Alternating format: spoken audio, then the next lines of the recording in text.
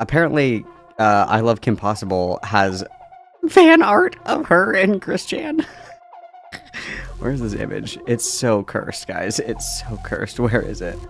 I was like crying.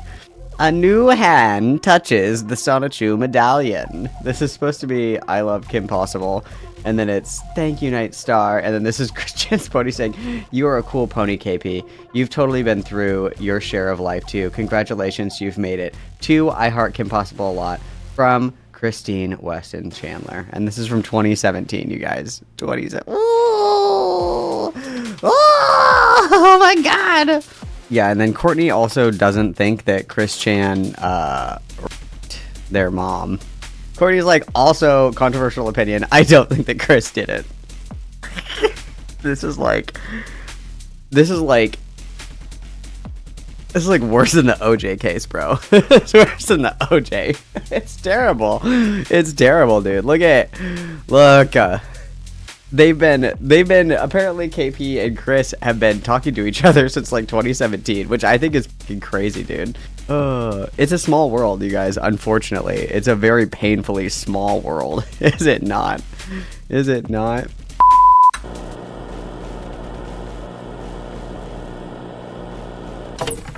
Oh my god. Okay, I don't want to show it on stream though because there's a wiener, guys. There's a wiener. I don't want to show it. How censored is the wiener? Can we get away with this? Or is the wiener gonna be bad, guys? Fine. Fine. Okay, 29.29. We have to skip the wiener, okay?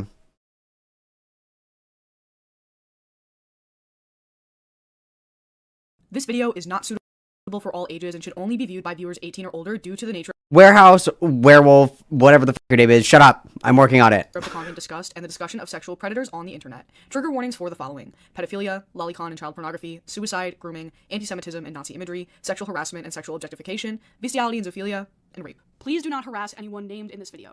Hello viewers, welcome to another segment of Maybe the Internet Was a Big Fucking Mistake. Big mistake.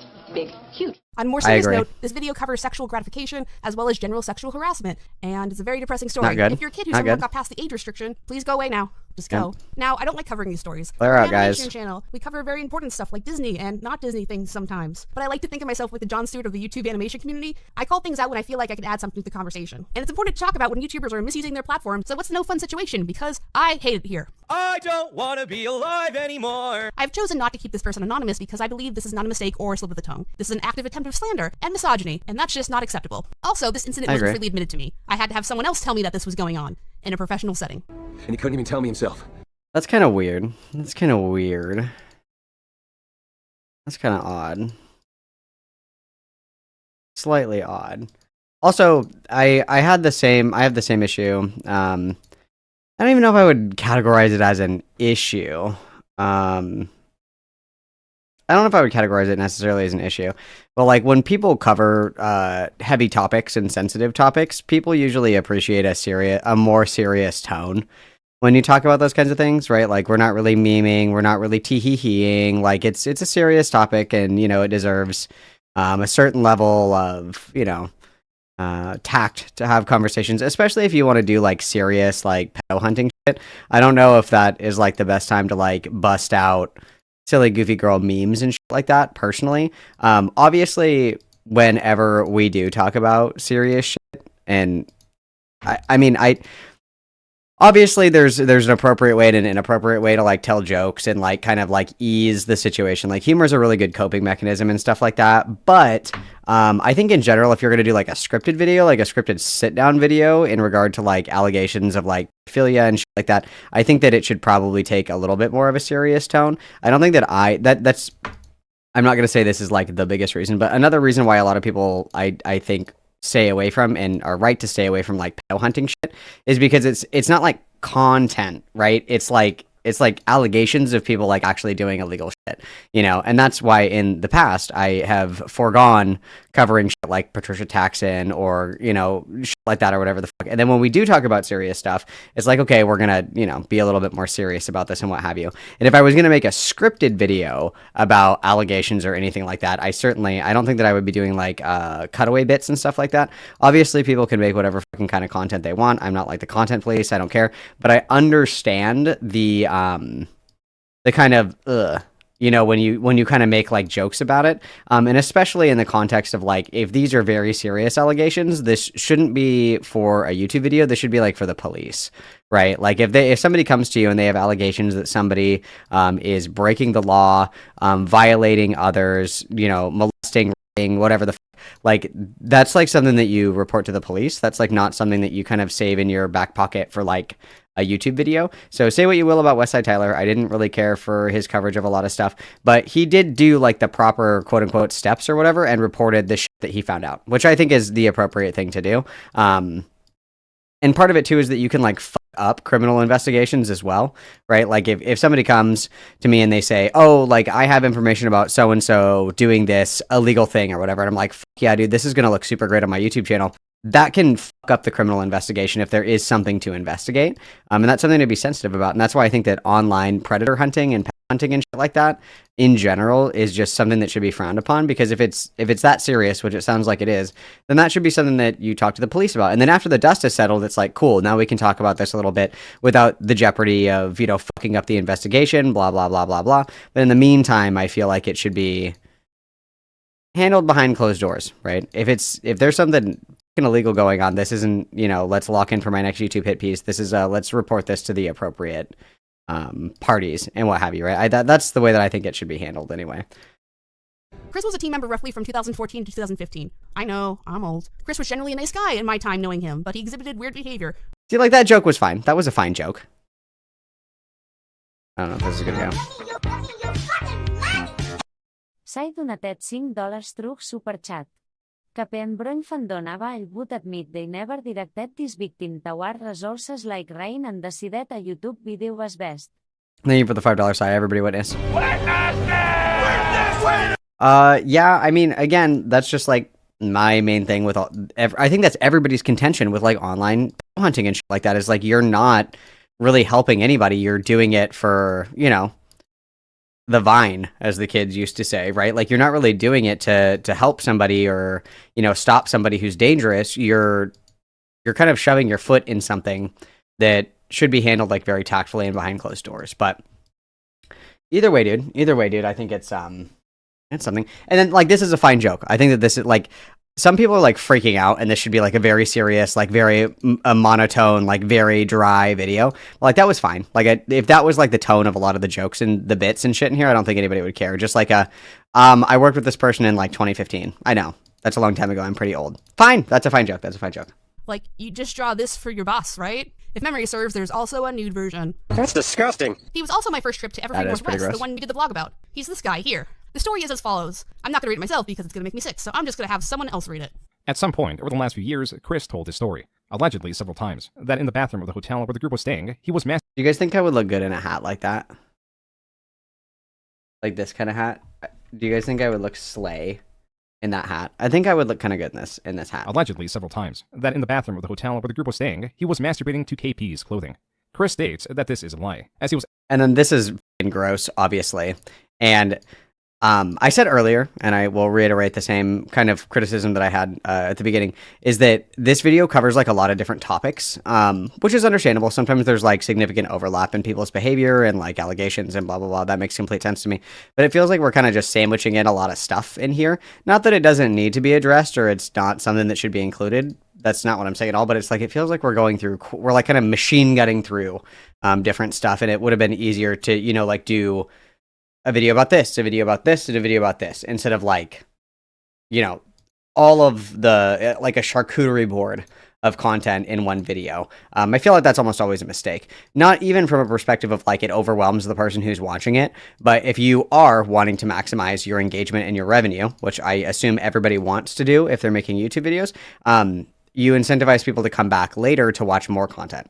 It makes more sense to holistically approach it, where it's like, I have all this stuff, I should break it apart and put it in different videos, and then you can even change the tone to match it better. Like if you want to do like a little bit more of a meme tone about allegations that are against you, I think that's fine, because a lot of people like cope with humor and stuff like that. So I think that's appropriate. But to do like, a meme bit for somebody else's shit in regard to like, serious criminal allegations that are not just like a meme or not just like a bit or whatever the fuck, especially in a scripted video, I think is weird. And may he who is without sin cast the first stone, because I know that like my general approach to most things is very like blasé, like, you know, kind of just like to poke around, see what's going on, have a laugh here and there and what have you, and then move on. But again, if we were breaching the topic of like literal fucking, you know, like sexual harassment, sexual abuse, shit like that, it's like, okay, we need to be a little bit more tactful in the way that we talk about this. And in general, I think I do an okay job with that. Obviously, some people may think that I don't, but in general, that's like kind of what I try to convey, right? Is that like, oh, this is kind of a little bit of a heavy fucking topic, you guys. Let's dial it back just a little bit for this, because this, you know, this serious shit, right?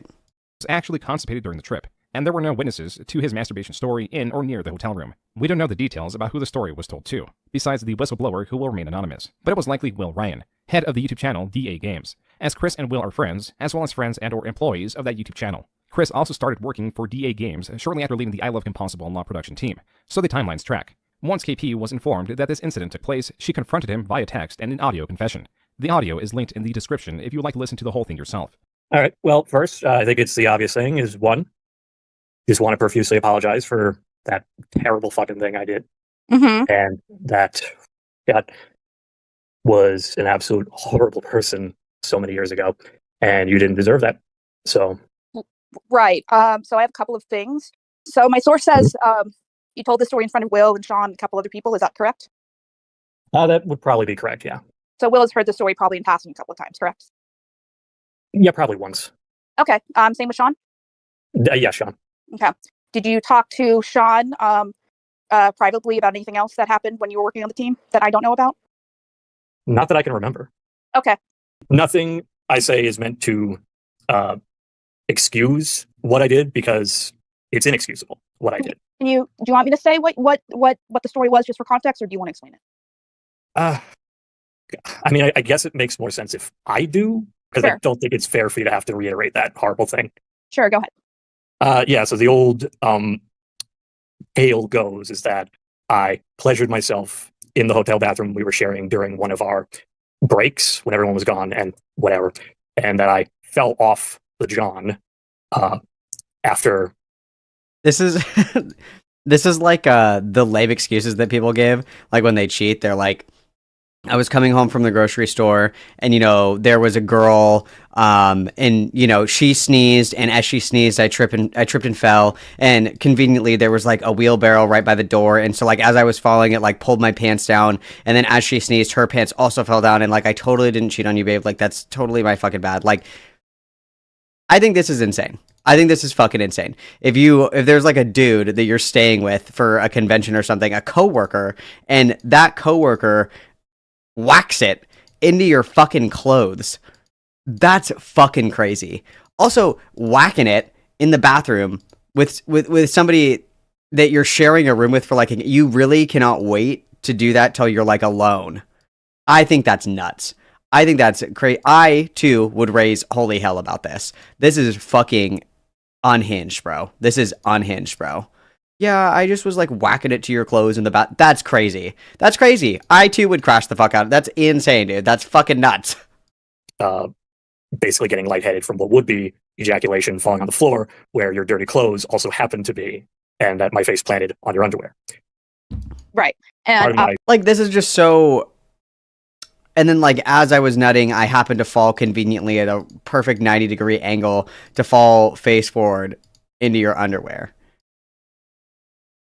I would also, like, yes, KP, I too would crash the absolute fuck out over this. This is insane. This is nuts. Fuck this guy. This guy's gross. That's terrible. That's awful. How disgusting. That's awful. That's awful. A PD version, I have a 6-year-old in the other room, so. Okay, I wasn't aware of that, but thanks for being honest. Chris, in his audio testimony, assured his other boss, YouTuber Saberspark, wasn't told this story. But it's unclear how truthful Chris is being when he says that. Chris also tries to steer the conversation to not include too much explicitly, stating that, quote, there is a baby in the other room, unquote. But that also might have been a ploy to lessen. Sorry, I can't admit to my crimes, guys. There's a baby in the other room. The baby is my cat. So sorry. The harshness of the anger present. Wow, fuck this guy. This is gross. The whole incident, it's difficult to take his word on anything. Did he say the butthole incident? The what incident? Regardless, since Chris says he was lying about the whole incident, it's difficult to take his word on anything due to this lie and the actions he took regarding it. So once I was informed of this information and got Chris admitting to it, I sent that proof to Saberspark through mutual friends and to DA Games. After reaching out twice and Saberspark is one of the employees, right? Saberspark is one of the employees that knew about this and then didn't do anything about it, right? Am I following that correctly? Waiting months for any private messages, I eventually received someone at DA Games in their totally real HR department that totally exists, even though I couldn't find any proof of it online. That's totally not run by Will's roommate, who's financially dependent on him. And for the record, I assumed Chris knew he was being recorded because it was a call about safety. It only gets worse from here. I'm gonna need every last drop of this. Let's bring a political comparison. For those who forgot or are not Was that JonTron? I totally forgot that he existed. I hate being forced to remember things against my will. American, good for you. The 2016 leak of the Hollywood Access tape was a big deal. In a bus, we have an orange man who shall not be named, and Billy Bush, a member of the Bush family. He's a cousin of President George W. Bush, or as my Gen Z audience would know, the shoe guy. The Bush family is so elaborate as well. There's so many. There's so many Bushes. You know what I mean? You know what I mean? There's so many Bushes. It's just insane. There's so many of them. It's crazy. It's hard to keep track. Who throws a shoe? Honestly. Orange Man was talking about women in an inappropriate way. Google it if you want to. This whole script is giving me a fucking headache. You know, I'm automatically attracted to beautiful. I just start kissing them. It's like a magnet. Now, even though this was in 2005 and leaked in 2016, and even though Billy Bush was now working for the Today Show and not Hollywood Access, where the tape was obtained, Bush was still fired on moral grounds, not contract obligations. It seems like keeping him on staff would be a bad look for the Today Show, despite this happening over 10 years ago. Imagine that. So I find this before his contract excuse to be weak at best. The ironic thing is, Bush was mostly going along with what was said. Chris actually did more than Bush did and suffered less consequences. As well, if Chris told the story multiple times, I would assume one of those times was after his contract was signed. But don't worry, Chris can still run for president. Just listen to how Bush described it affecting his family. What was it like for you to go back home after the tape had been released, to face your daughters, your wife? What was that moment like for you? Well, the initial moments were total chaos. The paparazzi were never interested in me before, and now they're outside. I think that I've seen enough internet hit pieces, at least in my opinion, that you should just like go with allegations that you are able to substantiate, and I think that you should stick to your own. Like, spoiler, obviously, but it casts out into a web, like most things do. Like most people that are like freaks like this, they're usually not just like, it's not like a one-off incident. Usually, right? Usually there's other freaky behavior that is coupled with it. But I think that, again, my main point of contention here is that we could have very easily.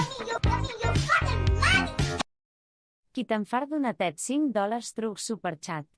Imgen Z. Iknou bobugis. UBB. What the fart is the shugi? Thank you so much for the $5. Kitten fart, everybody witness. Someone threw a shoe at George Bush. That's what they mean by the shoe guy. I just feel like we're smashing a lot of stuff in here that doesn't need to be in here. Because, like, thus far what I'm getting is, and correct me if I'm wrong here, my little dudes in chat. What I'm getting is that this guy, the panty jerker, this guy was like being a fucking freak. He admitted to being a fucking freak.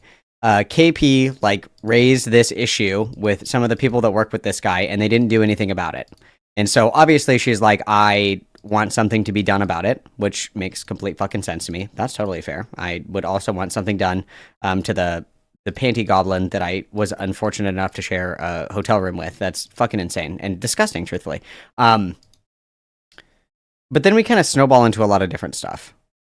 And then we're kind of including a lot of like these references and things to kind of like draw a comparison, what have you. I think that, like, again, if you want to do like a serious allegation video, I think that it should be serious. And if you want to do kind of like a meme, jokey, like I'm talking about what happened to me, but I'm kind of making light of it because this is how I'm processing it, I think that's fine. But we're kind of trying to have our foot in too many different ponds, so to speak. You know what I mean? That's like my criticism so far. The gate and ready to go. But once we settled and got to connect, there was a powerful moment. My now 16-year-old daughter called me, and she was in tears, and she was really upset. And I said, Mary, it's going to be okay. You know, don't worry. And she said, no. Why were you laughing at the things that he was saying on that bus? Why were you playing along with that? It wasn't funny. I said, Mary, I am sorry, and there is no good answer for that. If you take another extreme example, do you guys remember the Michael Vick controversy? For those who don't know American football, player Michael Vick was... Why are we talking about Michael Vick? This is old news, guys. Old news. The point being is that, you know, certain people do things that are bad enough that even if it was forever ago, or even if, you know, it wasn't even that quote unquote big of a deal, or however you want to phrase it, that like people in more higher positions of power have been held more accountable than this guy. That's like the point that we're getting at. That's the point that we're getting at. We are really driving this point home, which is, I mean, take your time, I suppose.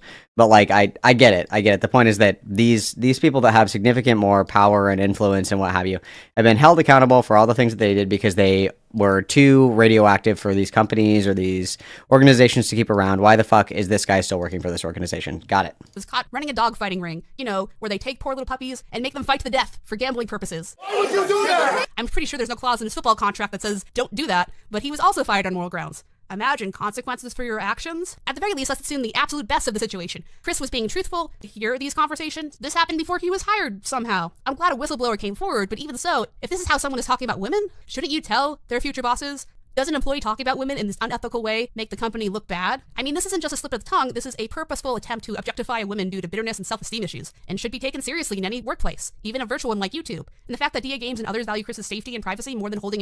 Well, and this is like a general criticism of like online content creation as a whole, is like it functions in a lot of ways as like a job, you know, like the people that you work with are kind of like your coworkers, and then you work for this company, but it's so disconnected and there's no like real hard line rules about any of this stuff. There's like, even if you look at like kid influencing or whatever, there's like very few laws on the books where it's like if a kid is making like YouTube content and they're making money, they're not I think it's most states, they're not entitled to that money because they're like not even old enough to have like a fucking bank account, right? So their parents just get fucking loaded from their toy unboxing videos or whatever the fuck. Like it's a general criticism as a whole, and I agree on principle that that's not how it should be, right? There should be certain things in place to make sure that people that are like collaborating with each other are protected by this kind of shit, and that, you know, organizations that sponsor, like they pay people to make content, that those people, you know, should probably not be huge pieces of shit. I completely agree, but these kinds of protections don't really exist right now, and that's something that is like frustrating, and I feel like is not, I don't know, it's not clicking for me. Being accountable makes me worry because this is harassment. And I don't have to take it.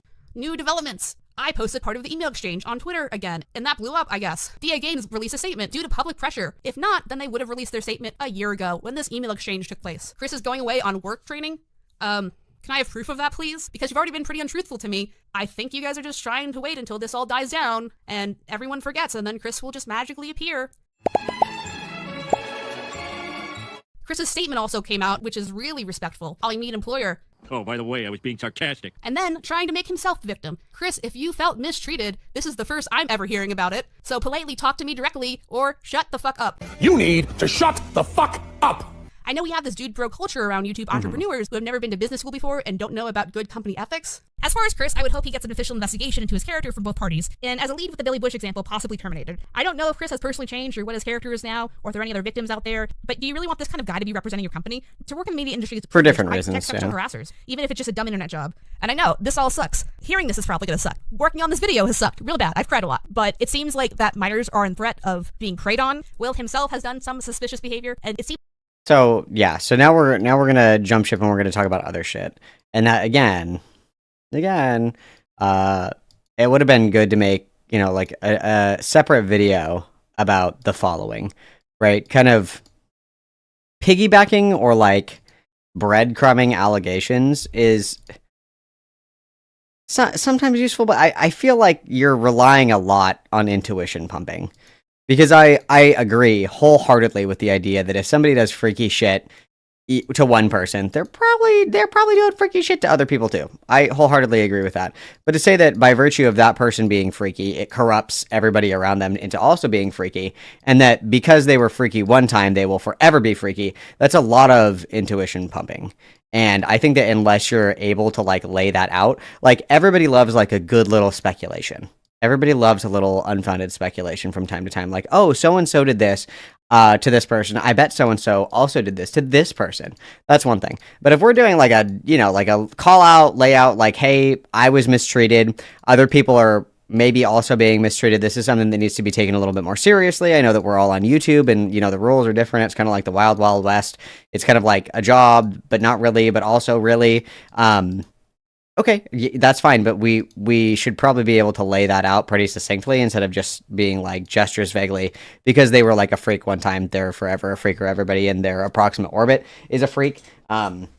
requires a lot of intuition pumping. I would say, unless we're doing, like this silly, goofy, like, tee hee hee, let's have a little bit of Gossip Girl time. That's one thing. But if we're doing like a hit piece, I would want to see a little bit more, right? Seems like nothing's going to change unless it's talked about in a bigger way. I'm as mad as hell, and I'm not gonna take this anymore! So that's why we're here. Part 0, Disproving KP Rep. For some reason, people think I'm unqualified to do this, or have false information about things that have happened in the past they are using to make a judgment on this case. And that's concerning. So let's go ahead and disprove some KP's bad stuff. For example, when this was trending on Reddit, I got comments like this. And if that's still not enough for you, listen to this. And another aspect that I didn't really take into account until rather recently is that on top of all the work that the team members are having to do, there's something to be said for all the work that goes into managing those team members. I can't imagine it must be an easy job, because you have to make sure that everyone is on the same page with everything, all the time. Everyone's keeping up to date with progress and is generally handing things in on time, all while trying to keep them happy and make them feel like they're in a positive working environment. And at that point I said, look, I'm sorry I couldn't finish it, but I need to get back to my other work. And KP, she let me go. She didn't force me to stay. She didn't say, oh, you have to keep working for me. She said, okay, you can go. Maybe I'll contact you again later when you're not busy. Started a channel to spread her opinions and built a team around her. I've seen her make mistakes, take them to heart, and return improved. She is a leader, so she must lead in the way she knows, but she is always ready to listen, to help, and when she is unsure, seek advice herself.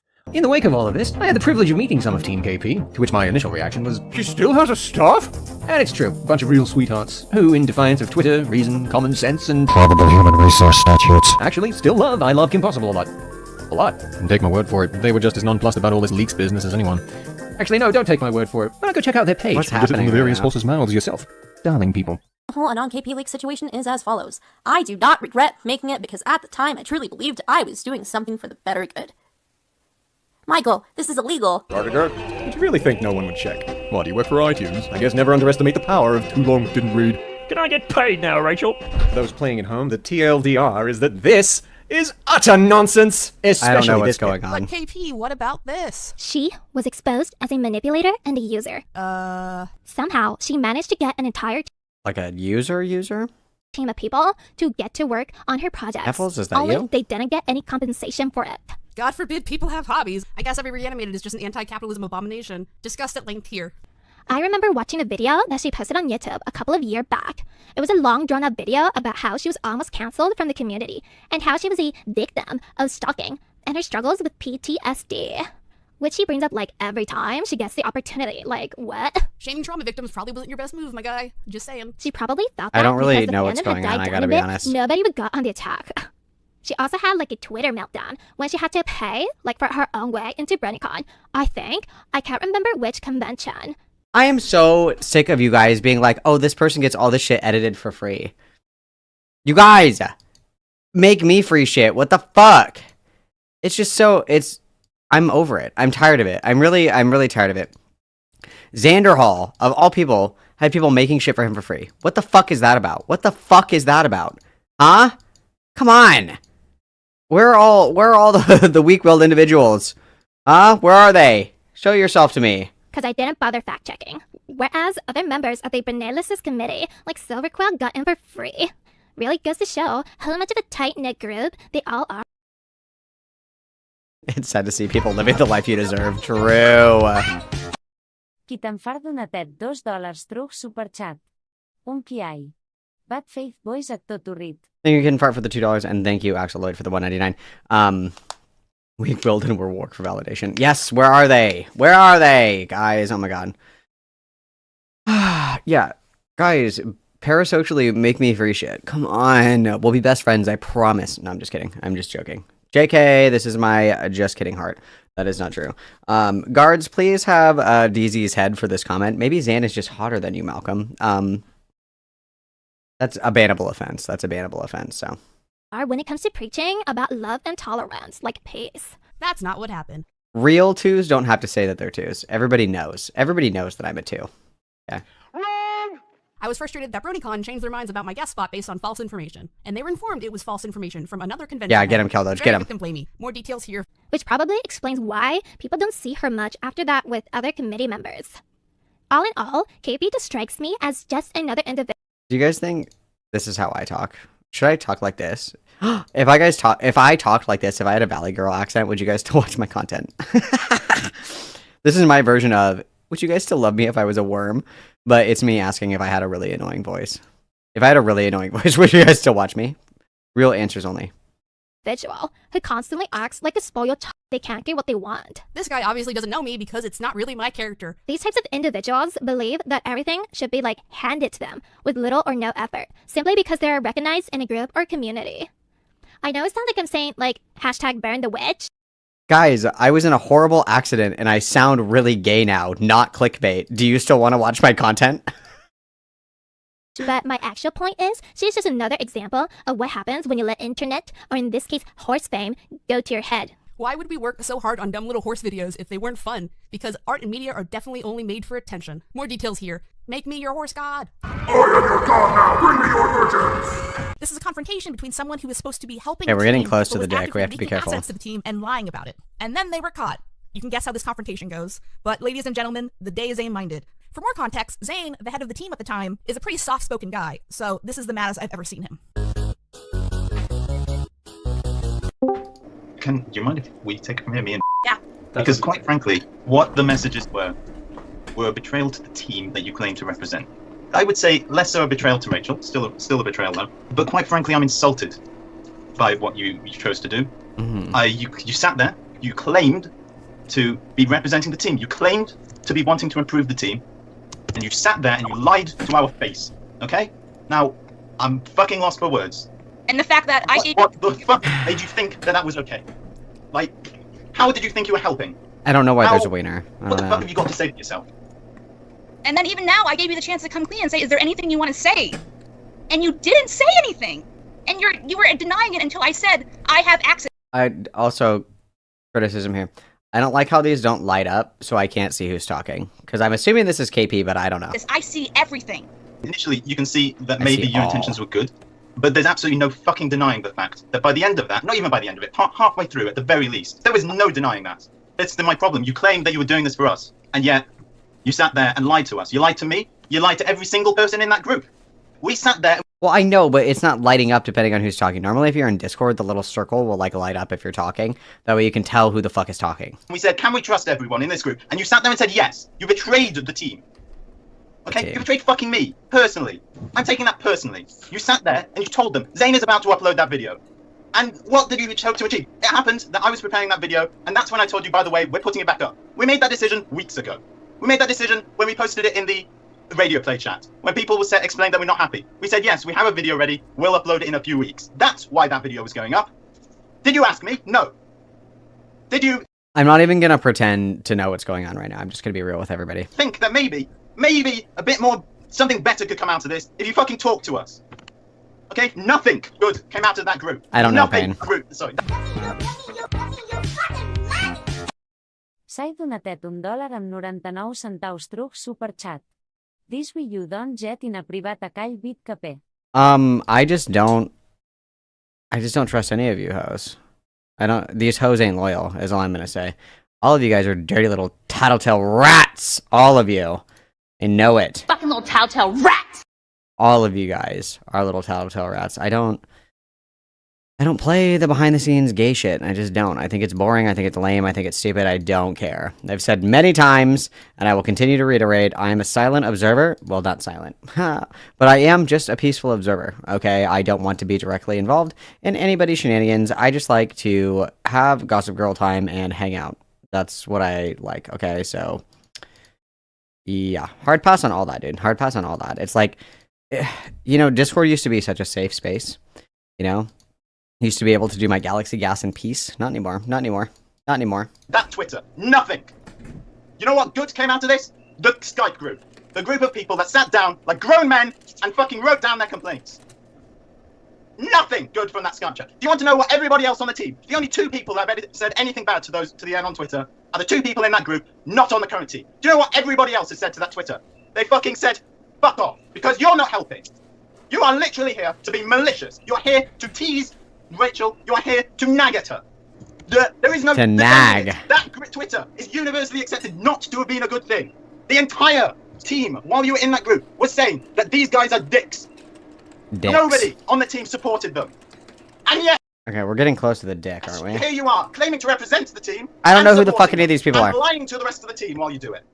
Part 1, the original incident with Chris. Something I also wasn't Okay, the wiener's coming up, isn't it? The wiener is coming. I don't know who Rachel is. I don't know, guys. I have no fucking idea. Is that Will made a statement after his team member Boggs, you know, the one who was harassing me, was fired. It doesn't mention me, or that there was any victim, or even what he did was bad. Will even calls him a great person. So, starting off... First turn screen away at 26:30, okay. He's no longer a member of DA Games. If you guys fuck this up, I'm gonna be really upset. Still a very good friend of ours. Like, especially me. Like, I will sometimes DM him, we'll be on Twitter, the big tweeter sometimes, but I'm not one for grudges. I don't do that. So don't think this was out of any bad, massive haste. Just a lot of back-end stuff that kind of conflicted with our channel. There's a lot of things that didn't meet our requirements. The videos started getting worse and worse, but it was more or less just, I was pressuring him a lot. There's a lot of things he had to do, and there just wasn't enough taking time. Listen, I wasn't me. I hadn't had my coffee yet. I'm sorry, Werewolf. I'm so sorry. Please forgive me. Tell me when the dick comes. Except for the situation that we were going through. Come to mention it, there was Warehouse. a lot of things that maybe would have detrimented us Warehouse. if we would have kept this sort of conversation going. And I don't want to bring in logistics because that's not a thing that should... I don't want you hating the dude because he is a fantastic being. He just did a lot of wrong things, and we're all learning from him each and every... Yeah, so I don't think there was any mistreatment, or I can't really explain why Chris would be so frustrated enough to do this. So I brought my friend James, who was on the team at the same time as Chris, to give some testimony. Hi, I'm James. I used to work for KP as the head editor of our first team. I worked for her for about 2 to 3 years, and I was asked to give a statement on Chris's work ethic on the team. Chris, in particular, was an extremely good editor, usually doing stuff the rest of the team couldn't do. But he was inconsistent with time. I'm coming out about Chris because in his recent statement, Chris claimed mistreatment by being on the team. But as someone who was there, it just seemed like he had unhealthy and alternative motivations. And it was I don't know what's going on. I don't know what's going on, guys. Do you think maybe he's compensating for something? In particular, though, he often said more unsavory things. Either just jokes to be funny, or what usually felt more personal. This was never a paying gig. So it seemed that he was upset that it wasn't helping his career, money, or even romantic situation. It usually felt like he would push himself to be really good and then fell flat. Like he had ulterior motives and scoffed at other editors for their work to make himself look better, really honing in. He was oddly fixated on if KP liked or approved his work, bragging, which again was inconsistent. In my opinion, he also seemed to have a crush on KP. It seemed obvious to me, if you know what I mean. Sometimes he antagonized another team member to get her attention, and also downplayed it when talking with others. It was odd that he would feel unappreciated when he was acting out of his own will to help. Though not fully joining the team, he still committed to projects. Near when he left, it would be a lot of, she doesn't pay us because she's too greedy. Specifically saying anti-Jewish semantics, such as fucking Jew won't pay us, or another, she's cheap, or she's the only one benefiting from this. But the reality is, no one ever got paid. Often in private conversations it would come up, but he wouldn't be shy about bringing it up during group conversations. And this is if he attended any meetings at all. We were a little intimidated by his status to bring this up to KP at the time, though. Chris ultimately left the team with almost no word. His work ethic dropped. Which one's Chris again? Who's Chris? Overall, his Which one is Chris? was wanted, helpful. Is Chris the guy that was jorking it? Is that the same one? But inconsistent. Part 1.5, Escalation to being unsafe with minors. If this video was just about Chris making up a gross story about me a while ago, I can see the argument for why bring this up. Wait. Okay, Chris is the one who is jorking it. Okay, so Chris is jorking it, and now we're escalating to being freaky around minors. Okay, so I'm hoping that there's going to be some really good evidence in here, okay? Up now, but things end up extending to more actions that are questionable, and make it seem like these people can't really be trusted around children. We have testimony of a minor who Chris made uncomfortable by mentioning bestiality to. Here's that story. Can we watch one video without bestiality? Just one. Just one. He's chosen to be left anonymous for obvious reasons, but more about that in the interview. Obviously. 18. I was in a voice chat with Chris, Will, and one other person who I cannot remember. They were another fan, so it isn't very relevant as to who they were. I was 14 at the time. I do not remember how the conversation got to this point, but at one point, Chris made a joke about me being into bestiality, specifically using the term bestiality, which I didn't understand at the time. I simply responded being confused about the joke, and Chris seemed to find that funny. My camera was on. They were using a third-party tool to have cameras with voice chats at the time, and I had met Will sometime before to voice chat in person. They had to have known I was underage. This by itself is not that awful, simply weird. But together with everything else that has happened and what these people have done, I think it's important to share as it shows a pattern of people in and around DA games creating an unsafe environment. Do I go to the gas station and get a Buzzball Biggie? Are we turning this into day drinking? Is that what we're doing? Is that what we're doing? Do I need to go get a Buzzball Biggie? I just wanted to play Last of Us! You guys did this! You guys did this! I just wanted to play Last of Us! Also an incident in WallyCon, or sexual images of cartoon No! and accidentally exposing that material to minors, or sexual images of being an unsafe environment. There was also an incident in WallyCon, or sexual images of cartoon characters that are children, and accidentally exposing that material to minors in Chris's private server. Allegedly to test a bot, WallyCon is already subjective in nature in the first place, as people can make the argument that these are fictional characters, and not real children. I just wanted to play Last of Us, you guys. Why would you put that on the screen, for starters? Why would we put that on the screen? First question I have here. First question I have. Why? Why would we do that? There was like no, you didn't have to, you just don't have to, I didn't, no, that's not necessary. Also, the other thing that's crawling across the synapses of my brain, just clicking away, is like, why didn't we start with this? Because these are pretty heavy allegations, right? Like, not only was this guy jorking it inappropriately to the point of, like, you know, sexual harassment, which I think is gross enough on its own. Why don't we just go right into that? Why did we have all this extra shit? Why do we have all this extra shit in here? Because it seems like you could go pretty sequentially, like, boom, boom, boom, you know, but instead we spent a lot of time talking about the Bush family. We spent a lot of time listening to conversations that I had a difficult time following, and then boom, flashbanged. Just flashbanged out of nowhere. The editing, I don't know.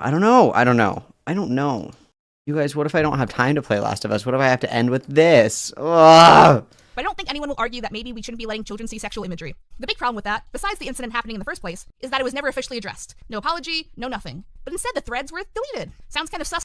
I will do PR for people if they want me to. To me. Oh, it gets worse. Part 2, Will Ryan is a textbook pedo, and probably very unstable person. Sorry, yo. If that all isn't a big deal, then child grooming is bad, right? Well, yes. No shit. So enter Player 1 in this case, the YouTube channel DA Games. For those who aren't aware, DA Games is a YouTube channel that makes a variety of content, including Let's Plays, their own animation, and fandom-inspired music. The 4 main current members of the channel are Chris, Will Ryan, Cosmic Keyframe or Chrissy, and Sean Webby. Will himself is problematic for a bunch of reasons, not limited to dating a minor in 2015 when he was 23, and that's shady at best. Here are the screen caps. These are great. I guess you can be Jerry Seinfeld, who dated a 17-year-old when he was 38. So, This bit, let's not do the bit. Let's not do the bit. What are you gonna do later? I got a date with Nikki. Oh, yeah, she's a beauty. And she's also 17. Bold and beautiful. I'm watching it 29:15. I'll tell you the big advantage of dating a high schooler.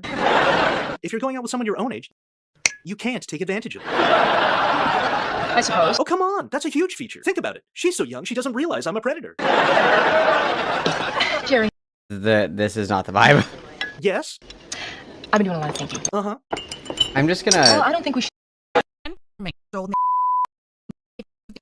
Your livelihood, and picking the people I named before. Fuck on. The least you could have done was... Okay, so I skipped all this. The just screenshots of them showing that they were exchanging illicit images and shit like that. Okay, but we're gonna skip the wiener. We're skipping the wiener. I'm sorry, guys. We're not looking at the wiener. Sorry. Ban a pedophile. The bare minimum. What's that? Let me be clear. This isn't only Will's fault. It's everyone involved in the company, including the people I named before. And I know rent is a thing, but sacrificing putting children at risk. Okay, why are we talking about Will now? Why are we talking about this guy? Because first we were talking about Chris, the Phantom Jorker. We were talking about him, and then we go to Will. So we're doing like the entire posse of them are all freaks. I just feel I'm getting whiplash. Because you don't want to publicly speak out about this behavior and threaten your livelihood, and because you don't want to go to college, is just shitty and selfish. Oh, you are just the worst type of person. Next is and his friend Pixel talking about problematic behavior in the DA Games community and the situation at large. Welcome to the No Fun interview section. I have 2 people with me who have previous personal or professional experiences with DA Games in the past, and they made a document about it a year ago, but I brought them on to share their personal stories in audio form, so it's a bit easier to digest, as well as to provide some context to these things and that these are real people, I promise. So why don't you guys introduce yourselves? Yeah, I'll go first.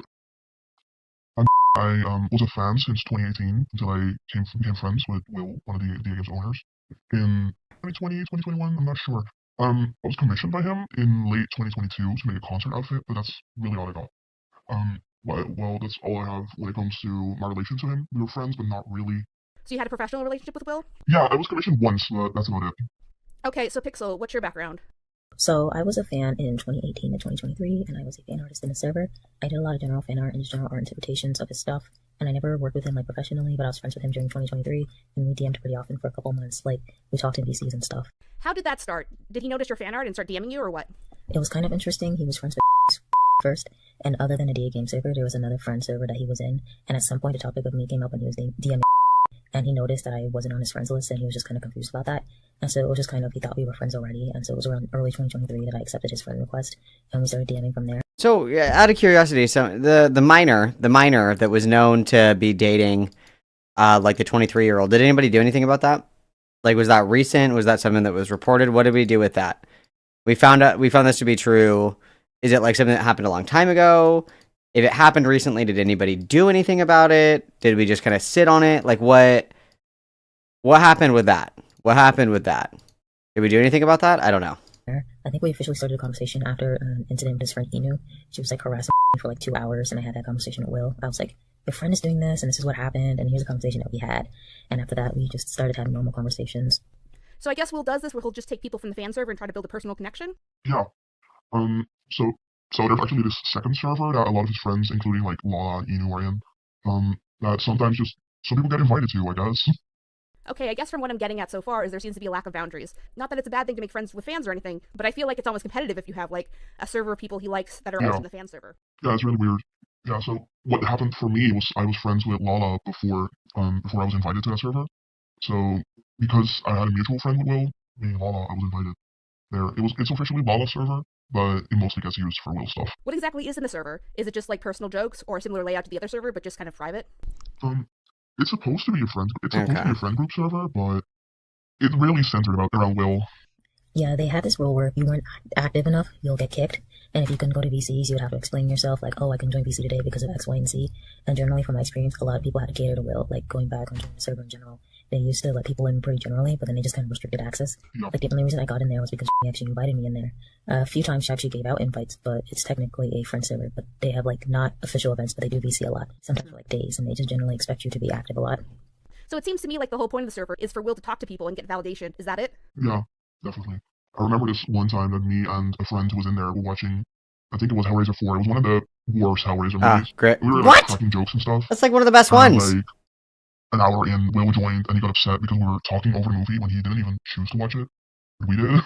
Were there any minors in the server? Yes. Yeah, there were. I'm not gonna say names, but I remember there being like several, at least. So I guess it's kind of questionable that he made a separate server to invite mostly fans of his main server, which I guess isn't the worst thing in the world, obviously. But it's things like the boundaries that are weird, the rules as far as VCing that are weird, and the fact that there are minors in there. Were there inappropriate jokes and stuff like that? Yeah, there used to be an NSFW chat even, and like people would just share their kinks in there and stuff. I remember this. It got deleted eventually, but it was weird. Like the time I was in there and the chat still existed, I was a minor at the time. I think. I don't remember exactly, I'm sorry, but yeah, it was really sexual and racist and stuff. Okay, not off to a good start. So that seems to be the running theme with EA games in general, that they're being inappropriate with minors. They make inappropriate or not safe for work jokes in front of minors, and no one seems to be willing to do anything about it. Yeah, exactly. Like sometimes they, like for forever now, I want to say, they refuse to even acknowledge that there are minors in their audience. Yeah, I remember that. When the first version of Doc dropped, we were bringing up the point that he was trauma dumping to minors and talking about things that younger kids shouldn't be hearing, and he relies a lot on his fan base for personal support. There's an entire channel in that server dedicated to just giving him specifically support, and the entire move to the server is dedicated by how he's feeling that day. And when we mentioned that in our document, like, hey, he's trauma dumping, he's talking about all these horrible things without a filter to these people. And people were giving the excuse, well, they're older teens, they're like this age. When in reality, the age range was a lot broader than like 16, 17. There were 14-year-olds, 13-year-olds in there. The broader range is like from 13 to early 20s in that server, and it's unfair to assume that just because it appears that people are older, that you should trauma dump to these people. They did have an NSFW channel in that main server, but I wasn't around when it was a thing. And what year was this about? I can't do subtitles, I'm so sorry. I'm not entirely sure. I remember being there when that channel got deleted. Was it 37, when did you guys join the server? 52? I joined the server in May. Okay, I'm gonna skip this part because apparently there's like usernames that are not supposed to be here. Like, this is gonna get very personal real quick, but at some point I was groomed by someone in there, and I exposed them like 2 years ago. And I posted it in the server I made a Twitter thread, and I posted it in there. Well, I asked my friend to post it because I didn't want to do it myself because I was a public figure at the time in the DKS community. And it got deleted like instantly because it was just drama tarnishing the brand. And so to summarize, it's not abnormal for predators to be attracted to online spaces that maybe make fandom content, but it's kind of scary when the mod team is burying it. One of them literally got arrested for having CP in their possession. Yeah, this is one guy that got arrested for like 34 accounts of child Jesus fucking Christ. 3 years ago, and they never got acknowledged by the team either. And he was pretty prominent in the server. He would make animations and He was really popular. And he was kicked once that came out at the very least, right? We don't know. There's a probability he probably was, but they do have a thing where, like, if you suspect someone being weird, they will investigate and kick them, but... It's done very badly. It's done really badly. Like, from personal experience, it's so bad. Like, I tried to come forward about my groomer, like, way before I posted about it, and they were like, hey, do you have proof of this? And I was like, no, I deleted those chats because I don't want to see that shit. And they were like, okay, but you can get them back. And I was like, okay, how? Kids fucking help me, because I was panicking. And they were like, figure it out yourself. So you're going to tell a child in a panic state to just figure it out themselves, or otherwise we're not going to do anything. It's really weird. I don't know. I'm getting heated. I'm sorry. No, it's okay. It's just so fucking dumb to me that they don't do the bare minimum, or just like don't have a server that's open to minors. It reminds me of last year when he was doing a set list for MomoCon, and he has these killer robots, and he was going to describe in detail how they kill people, and I was asking, like, oh, shouldn't you put a content warning on there, since most people are like coming for the DA game stuff? And he laughed at me. He was like, no, why should I do that? I have a song called Mr. Dirty Balls playing. People should know that. We're not for What? because that song is playing. And literally the next day, he had to add a content warning anyway, so I just kind of like threw up my hands like, okay, you had to add one anyway, so why were you throwing a fit about it? Yeah, he gets upset at like the smallest things ever, and it's so annoying. So it's really hard to like come forward about bigger stuff too. Were any of the other team members supportive when you came forward? Because my understanding is that when you go to Will for stuff, he kind of brushes it off. Well, he either brushes it off, or he sends HR. The person that's currently HR, usually will just go into your DMs and just be like, yo, don't bring negative stuff to Will, he cannot handle it right now, and he never handles it, so it's frustrating as hell. And they just made them HR this year. Is the HR person public? Who wants to be the HR person in my Discord server? Who wants to be HR? Anybody? Anybody volunteer? This is an unpaid position. And there is no unionizing in my server as well. Unionizing is immediate grounds for termination. And you get 1 pizza party per year instead of a annual bonus. So, any takers? Figure? Not anymore. They did have a Twitter account, but one of the gripes I have is that as an HR person, they live with him. They're friends with everyone in there, so when it comes to certain situations like yours, technically they should not be handling that because they are not a neutral third party. Does she have like a social presence? Like, is she known for being friends with Will? Yes, to some degree. Like, if to some degree she's public, when you go to DAM's live stream, she will be there as a moderator. Things such like that. It seems like the running theme is Will can't handle whatever the conflict is because he can't address it. Yeah, pretty much. Okay, so let's talk about some troublesome behavior you saw from Will. I know he dated a minor in 2015, and there was a lot of end slurs and a lot of anti-Semitic slurs. Great stuff. Do you have any antidotes or things to share on top of that? Just recently, someone did some more digging. I guess this is another thing that I have like a weird, I don't know if weird is the right word, but it just feels like putting all this stuff together again, I think is a pretty bad idea, generally speaking, because we have more than enough here to say like these people are freaks, these people are probably doing inappropriate things. One, the first thing that you would want to do is if there's evidence of, you know, like inappropriate contact with minors, shit like that, or whatever the fuck, you would report that. That would be the first thing that you do. But in the context of this, you don't need to put all this extra shit in here. If anything, one, it makes you look desperate to like get somebody in trouble. You're just kind of throwing everything at the wall. 2, it detracts from the main claims. And then 3, it's a 50-50 coin toss if people are even going to care, right? So let's time travel back. I'm going to give you an example. Let's time travel back to the one that I'm wanting to think about is when Lewis McClung did that video about Dream. And it's like, he just started like throwing shit in there at the end, like just kind of like adding shit that really didn't even need to be there. If the allegations are good and they stand on their own, you don't have to throw in all this extra shit like, oh, he made like an anti-Semitic joke, or oh, he jokingly said this, that, or the other thing, because that's a coin toss, because not everybody cares about that shit. You know, obviously I think racism is bad, anti-Semitism is bad, homophobia is bad, slurs are bad, etc., etc., etc., etc. But to your average person, it's going to be a coin toss, because some people might look at that and be like, that joke was actually kind of funny. Or somebody be like, this is really what we're getting upset about right now is a joke, when there's more than enough on its own for like an allegation. If you have evidence, which it seems like we do, that this person is being like a fucking freak to minors, that's more than enough. You don't need extra shit. We don't need to start looking for, you know, in 2015, they made a joke about Obama, and it was, you know, racially charged. We don't need to go digging for that. We have enough stuff in front of us right here. All that we're doing is detracting from what already exists. And then 2, we're coin tossing if people even care about that. And it takes away from the focus and the severity of the main allegations. I think that's almost always a mistake. If there's something serious enough, that should stand on its own. It's like somebody's like, well, did you guys know that, let's just say, did you guys know that, P. Diddy one time said a problematic joke? Like, dude, we got more than enough stuff to criticize right here. We don't need to start, you know, pulling out other shit, okay? We don't need to start pulling out all this random fucking shit that nobody cares about, okay? We have enough in front of us right here. We don't need to go spelunking to look for more allegations. What stands on its own without additional, you know, hearsay or additional like random shenanigans that seem to have happened, especially when those things are going to be very subjective to the people that are engaging with it. Some people don't give a fuck about racially charged humor. Some people do. Some people don't give a fuck about, you know, edgy humor or edgy jokes. Some people do. It's a coin toss and it fucks up what you're doing. It ruins the flow. It ruins the feng shui. Okay. When they found out on the live stream clip, I was looking at some site called like youngpeople.com, and they did some more digging on the Wayback Machine. What drove you to make this document? Was it the predator thing? Like, what was the straw that broke the camel's back and you just were like, fuck it, we need to write all this stuff down? I think it was just generally, we were frustrated about a lot of things. We talked to each other, and then we found out about the NSFW stuff. And we decided, nope, this needs to get out there. That's pretty much how it went. We stumbled across it as well. We were literally... Oh, fuck, I didn't skip the corn. Wow, I'm so sorry, guys. We just messing around, and that's when we found it. And thought, well, this doesn't look right. And we did some digging, and we were like, this isn't right. And this is also a good point too, Keldodge, is it's confusing. It muddies the water as well. And I think that there's a place in calling people out if they're like being racist. I think there's a place in, you know, calling people out if they're being anti-Semitic. These all have their places. Running them in conjunction with very serious allegations just detracts from those allegations. Because it's giving somebody something to like pivot to and pick apart, right? Like, oh, here are the allegations that you did this, this, this, and this. Let's say this one is a lie, all these are true. I'm going to stop on this one. And that blows up the entire thing that you were building. It just doesn't make any sense. It just doesn't make any sense. It's a poor choice if you're going to go after somebody. If you want to do a hit piece, you got to put your best foot forward and you need to focus on what's relevant. Otherwise, people, one, get lost. The only reason I'm watching this still is because you guys wanted to watch it. In this little chunk right here, I would have turned this off because I'm like, this is too much shit that is irrelevant and I don't know what's going on.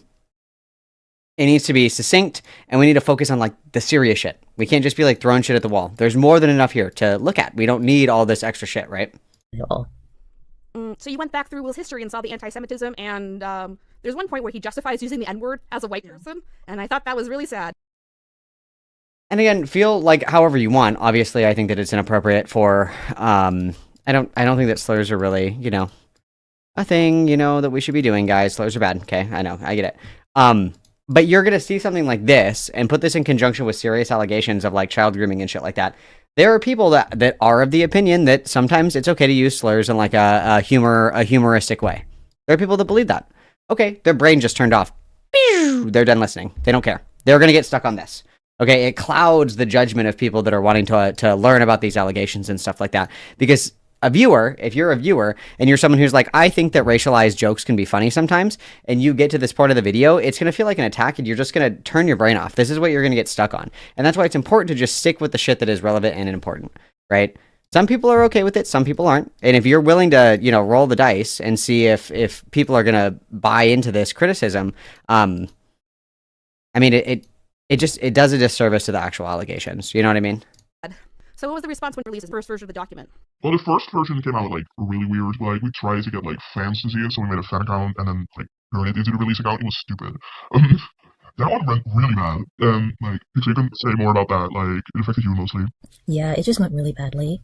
We were still fans at that point, and we were just like really heartbroken. So the doc was very emotionally charged, and it just had stuff in there that didn't really need to be in there. And then also after he came out trending on Twitter, like 2 mods, one of them was this HR person, came to me and they put me in like a group chat and they told me you have to fix this. And I'm like, I'm in a college class, I can't fix this right now. But I still had to do this anyway. And after a couple more screenshots came out, the HR person was like, is there anything else that's going on? Because if there is, I'm one step away from flipping switches and ruining lives. And I was really scared at that point. And rightfully kicked me from the friend group because I was so scared of what was going to happen to them. I just ended up throwing them under the bus because I was so scared and under pressure. Like we changed the password for the Twitter account and everything because we could not have this go south. Yeah, and when the second document came out, I reached out again and I was basically confirmed that was what happened. And I put out my secondary statement on Twitter because the initial apology, well, the quote-unquote apology that I made the first time, it went through those 2 people and it was heavily sanitized. They wanted me to say he apologized in BC, he did this, he did that, and I was supposedly there to witness when he did those things. And as a result, so disregarding everything is fake, and so I wanted to make that secondary statement to explain that nothing was fake, and I was pressured into writing something I didn't really believe in. And then later, those 2 people would come forward in private and apologize to me for doing that. So let me get this straight, guys. So 2 official DA Games ambassadors, mods, whatever you want to call them, basically tried to legally threaten you to formally apologize or else waggy finger. Is that basically what happened? Pretty much. This HR person, she bragged about being a former kiwi farmer and like digging stuff up about people. Well, and this is, again, something that should be able to be like tackled in a totally different segment. I'm repeating myself and I apologize. I'm continuing to repeat myself. Why is this in here with allegations of like literal child predation? Why? Why is this in here in conjunction with this? This could be a totally separate video, which is, again, is super cool because cool, you get more algorithmic engagement, you get more coverage, you get to talk to more people, you open up to a new wider audience, it's more digestible, people are more keen to sit down and watch little segments instead of watching like a 3-hour fucking video. Like, it doesn't make any sense why you would do this together. I don't know why you would do all these together. It's very, to do those types of things. Those people on those sites do. And I don't want that to happen to me. I don't want that to happen to any other people who were working there. Yeah, I was especially scared because they will commission me. Like, what if they save the packaging, I send his outfit in, and have my address? Like, I was scared as fuck. So I logged you out because I could not have that happen. Yeah, that's fair. So what happened after you released the second doc? Did anyone come after you or try to have you reprimanded? It was really weird. Like, this time it went okay. Like, we posted it on, like, the Reddit and stuff. And it actually got some reaction. It was really cool. But there was also this one person that either was the HR person or someone pretending to be the HR person. We still haven't figured it out. Because the HR person has a habit of stalking me, specifically. And they acted like they were going to sue me. Yeah, I remember that. It was just horrible. Another thing is the second doc, it just kind of inspired someone to go through the server logs. And they found that people like Chris were going through and deleting all the racist stuff that they said. And they found videos. And they made like a whole archive just going back. That they were like just going back and deleting things. So Chris got caught being racist and sexist just in general? Yeah, pretty much. So before I move on to the last question, can you guys give some context, as much as you can, from the anonymous Chris story that you interviewed the victim for? So that's actually my best friend who told an anonymous story. So this had to do with her username, which had the word animal in it, and then her name. And so it actually came from that. Like, it was weird. Why did they say that? Why did they think it was appropriate to say that to a 14-year-old they knew was 14? What took me off guard is that the 14-year-old had met Will before. Was that at a convention? Yes, it was at a convention. Okay, cool. At least that's purple. They're also pretty prominent as a person in the community, so it would be weird if they didn't know how old she was. Is she still prominent? No, she got banned, and now she fucking hates their guts, so... So the whole team has a controlling presence with their fan base and on social media, right? Yeah, pretty much. So my last question is, unless you guys wanted to add anything else as far as any general stories or experiences or anything. So as I mentioned before, I was a fan artist, and at the beginning of Iris, I would make interpretations of characters, and Will would go in the chat and say, these interpretations give me anxiety because now I'm scared and not going to be able to live up to these expectations. Let me backtrack. What is Iris? Is that a song they've done? I'm not familiar with their content, really. It's one of his IPs. Yeah, it's an original story. Yeah, it's a dystopia thing. There's a lot of characters, but not a lot of them have designs. So what a lot of people like myself did was like, let's make a design on this character based on this very vague description that he had. And people would also make covers of songs too, and you'd get high amounts of anxiety over it. And in some cases, you'd call it defacing. I got caught out for the way I drew Interstellar robots because he was like, well, now you made my design look like horseshit, even though I heard no one else complaining about his design or anything like that.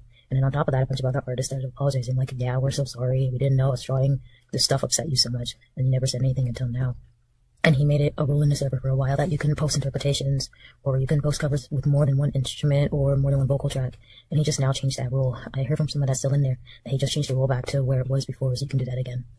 I can't get over that because that's the stupidest fucking thing. He should be happy that people are making fan art because they enjoy the thing. It's like he's punishing his fans. Yeah, even on Twitter, someone was asking about it. He's like, well, I'll go forward and making more character designs when I'm sure that they won't be tampered with. And just a lot of extreme words or stuff that wasn't extreme. Just stuff that shouldn't be in here, I think. I was 16, and that was devastating to me. Not my video. I was really hurt when he said that. He was like, well, don't have a cow, it's not that bad. Without really acknowledging how I felt or how any of these other people felt about that. Sit up straight. Should fix my posture. Everybody correct their posture. Everybody sit up straight. Not that bad, like... Bro, you hurt someone. It's not cool, man. Oh, it's so dumb. It's so dumb. I mean, the predator shit and the child porn is probably the worst of it. Okay, to recap. So I was going to say it sounds like it's pretty bad between the allowing predators to be in their spaces and not really doing anything about it, or threatening people who make fan art, or Will dating a minor, and Will looking up child porn. I remember seeing that because I thought that was the worst thing Will specifically had done, and then Chris just had the behavior of being sexist and racist too, and gross with minors. So what would you guys like to gain from coming forward on a bigger platform and speaking about your stories? So my original goal would be, like, acknowledgement of this stuff happening, but, like, I don't think that's gonna happen. Like, ever. Being realistic. I don't know exactly what I want anymore. Like, I just want this stuff out there, I guess. That's all I can do. What I personally think is Will needs to take a break from the internet because this sounds really unhealthy from a third-party perspective. This is going to sound really mean, but I don't think he's capable of taking a break from the internet. I mean, he went on a camping trip with his family, and he was on his phone and was in voice calls the entire time. So even then, when he was supposed to be out in nature, he wasn't taking a break. He said he'd leave Twitter, and then he never did. I believe someone caught him lurking because he was pretending to be off of Twitter, but then, like, he retweeted something and then quickly unretweeted it. He's on Instagram mostly now, and even now he's pretending to, like, be offline on Discord. Something I've noticed too is that people who enable him are dependent on him, like the HR person who's a roommate of his and is dependent on the channel's income in order to live. Yeah, exactly. Oh my god, they were roommates. Lives with him and doesn't have a job outside of HR for VA games. I think we don't know because they're not a public figure. We don't have any connection to them anymore. But I think the only thing they do in their life is sit in Will's house and send out angry emails to us. This is what the kids call an allegation, something we don't know if it's true, but it's based on a theory and evidence. Yeah, she used to have a job like as a childcare worker, but she stopped. And then she like. This may be a hot take, but I think that you shouldn't be able to make allegations towards someone while staying anonymous. The only time that I would say that is if it's like actual criminal matters, right? Like I would say that that's fair. Like if the cartel is gonna like come and kill you and your family, I think that's pretty fair. I think that's pretty valid. I think that's probably fine. But I think like in the court of public opinion, like yeah, no, like I don't know. I don't have like a super strong opinion on that. I'd have to think about it more because I think that you're right that there is like it's like a double-sided coin of accountability, of course. But I don't know. I'm sure that I could think of instances where it would be appropriate for somebody to remain anonymous, but I'm sure that I could also think of, several instances where it would not be appropriate for somebody to remain anonymous with like pretty serious allegations. I could go either way, honestly. Art commission, yeah, and then she did like art commissions for a while, but then she like fucked up her wrist. So I don't know what she can do if she has a job. Sounds like a healthy work environment. So the only time they acknowledge anything wrong is when I retweeted one of the emails a couple of weeks before this recording, and they were like, Chris is taking a break. Chris is taking hiatus, which I think means we're going to wait until this blows over because we're not going to show you any proof that Chris went to any HR training. I'm going to go out on a limb and allege that he did not go through any training. Like I said, the HR person was only made HR this year. DA is only 4 people. Even emailing and doing NDA was against the ACAS guidelines. So I don't know what training he would have done if there was any. I think we had a timeline down. Like a day or so after your tweet came out, he left Twitter the day after. He was streaming the night after, and a day or two afterwards, he was saying, I got trained. Like, at what point during that timeline would he be getting trained? Yeah, and keep in mind, for those who don't remember, I had the original conversation with HR a year ago. And I was feeling antsy because I wanted to make a video for a while, and we were waiting for the right time, and then this blew up, and I'm like, this would have been great a year ago. But ideally, it doesn't sound like the team is even safe to make content because of their influence around others. Like, Will himself... Is this segment almost over? How old was Will? 22 to 23. Ugh, is this segment almost over? Regardless of when happened, you should know better. Like Chris telling the story, regardless of when happened, he should know better. So I guess we'll hope for the best. I think at the very least, if there's going to be any changes, they have to show proof and a plan, or else no one's going to believe them at this point, I think. A public apology is probably a good start. Yeah, that's like the big thing. Like, you would think that nobody will believe what DA are saying, but they do, and it's weird. Like, even when you show them proof, they're like, no, it's fake, you're just haters. Like, their fan base is very, their fan base is like very, they just really want to believe that they're good people when they're not, because Lord knows why, actually. It's because he built up a parasocial relationship with them. True. Even with the lolly thing, when we told people about that, they were still like, well... Oh my god, stop it! And I'm like, well, why is it still there? And it wasn't even in the same server. Again, the fans have a very parasocial relationship. You have this mature 20-something-year-old telling you all his deepest secrets and stuff, and all his childhood traumas, and you feel closer to him. And on top of that, you have this whole Discord channel dedicated to just giving him support. You're encouraged to look at his Discord status and see what state he's in. When I was younger, he'd even go as far as to like delete his Twitter account and like threatening to delete the YouTube account because he was feeling bad. And when you're put through that over and over again, you want to feel close. You want to feel like this person can't be bad. I did all this for him. I went through all this for him. And I'm just sorry. I'm getting really... Welcome back, Rat Bastard. Because again, I went through all of that, and it's such an emotional, draining thing to go through. It's like, no, you shouldn't be doing this to 13 to 18-year-olds. You shouldn't be telling them all these things. Like, I'm literally my YouTube channel where, when I was bullied, I got my head bashed in. Yeah, exactly. Like, the worst example I remember is, I think, that he said in his Discord server that he was going to kill himself because his fans were so fucking annoying. I don't have proof of this, sadly. I remember seeing it. He posted a suicide note on Twitter. Right, several times. And then Chloe had to come out saying, no, guys, he's fine. And then he just, he never deleted it afterwards. And he didn't kill himself, he's okay. He posted several times, while he was in a hospital as well. Yeah, I remember this happening when I just was a fan, in 2018, 2019, this was happening a lot. And, I felt... My energy is being drained. For 4 months. It was weird, I felt this super close connection to him, and now I understand why, and it's so fucking awful. On that note, do you guys have any advice for people that are kind of in similar shoes that you were when you were finding all this stuff out? Talk to people. You're not alone going through this. Please talk to people.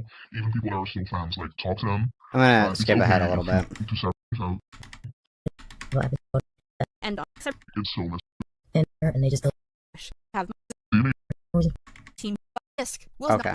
Gross story about Shakespearean. All right, thanks everyone for listening. Yes, thank you. So there's 3 players in this Shakespearean tragedy. Chris, Okay. a former member of my production team who made up this gross story about me. His first Okay. boss, DA Games, a YouTube channel run by Will Ryan, and his Okay. second boss, another YouTuber named Saberspark. Misk, Okay. Will's Nazi, racist, and We're an hour in, and we're bringing up Saberspark. anti-Semitic memes. There's also racist and anti-Semitic memes. It never ends here. Part 3: How DA Games handled the Chris situation.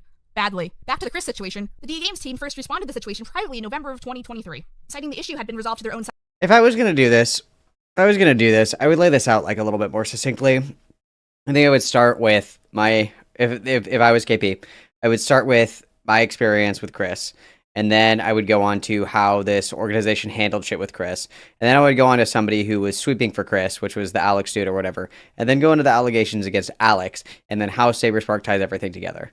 The outside of that, everything is just pile on, kind of and another thing, and another thing, and another thing. It just is. It didn't need. This doesn't need to be this long, and we don't need to include things that are not directly related to either her experience, how the company handled it, or the people that are approximately involved who are also into freak shit. it's just all over it's very hard to follow. It's very hard to follow. Satisfaction, and that Chris didn't work for them at that time, even though there's proof that suggests otherwise, and that Will Ryan was likely in the room to hear the story recounted at this point. Qui te'n far donatet $2 through superchat. I'm sorry Wemada who watch this. This bit is boring. We're an hour in. It'll pick up, certainly. But yeah, we could be playing Last of Us, you guys. I could be smashing my keyboard into bits right now, screaming as loud as humanly fucking possible. You could have gotten a true Malcolm crash out, but instead you guys chose this. You're welcome. They continue to lie about my legal rights, and basically put pressure on me to stay quiet about everything. We'll show you those emails in a second. At a last-ditch attempt, DA Games attempted to send me a cease and desist. So we're going to go through some highlights of the emails here, but feel free to pause the video and read them for any context that you'd like. Hi Matilda, I was told to contact you regarding the Aficionados Chris case. Many months later. Hi Matilda and the DA Games team. It's been 3 months since I last reached out, and I'm disappointed in the lack of urgency. I'm reaching out one last time to discuss the issue and solve it privately. Hi KP, thanks for your patience. Chris informed us that the recording between you and him was not consensual. Nonetheless, we listened to the recording ourselves and have determined.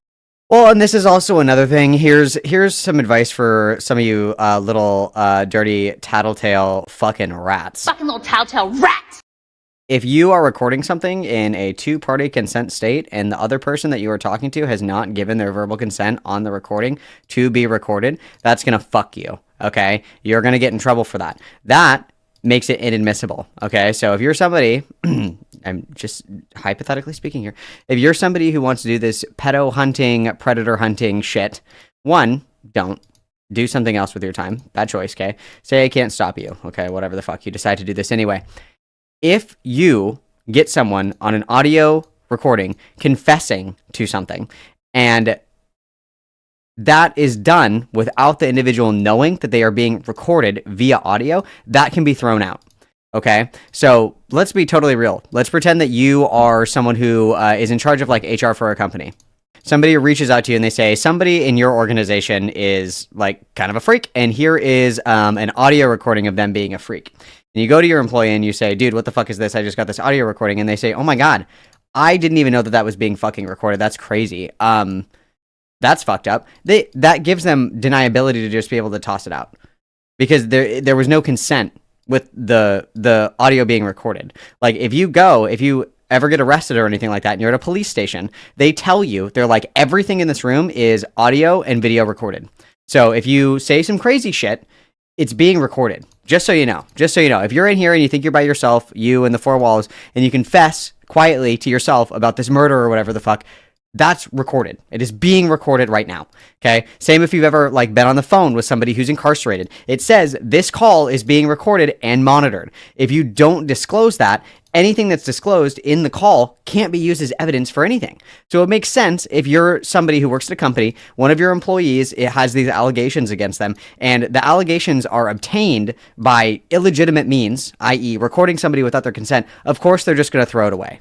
Obviously that doesn't make it appropriate, that doesn't make it okay. I full-heartedly believe that this guy was jorking it inappropriately. This guy sounds like a jorker, okay? It sounds like that probably did happen, but because we didn't get the documentation in an appropriate way, the company's hands are tied. There's not really a whole lot that they can do because they open themselves up to all kinds of litigation if they wrongly terminate an employee with information that was obtained through illegitimate means. Okay? Because I don't know anything about like this like organization or the job or anything like that. I don't know anything like that. If you have a job and say by the grace of God that you're in a unionized position, if they were to fire this guy over these allegations, and then it came out that the recording and the confession was obtained without the consent of the guy being recorded, that's a huge fucking lawsuit right there. The number one thing that they're trying to do is they're trying to preserve the integrity of their company and close off any avenues for potential litigation or anything like that. That's what they're doing, okay? And they're going to protect their own employees because if the evidence is gained through illegitimate means, that opens up a huge fucking can of worms as far as the legality of how it's responded to basically by the company. So this is another example as to why this kind of shit, like this backrooms, like snake rat shit, doesn't fucking work because it doesn't mean anything. It doesn't mean anything, especially if you have like real evidence that somebody is doing something illegal, somebody did something unethical, somebody did something immoral, and you want them to have consequences for whatever that is. You cannot get that through illegitimate means. It goes right into the fucking garbage can. Just, food for thought, guys, if you want to do this fucking rat shit.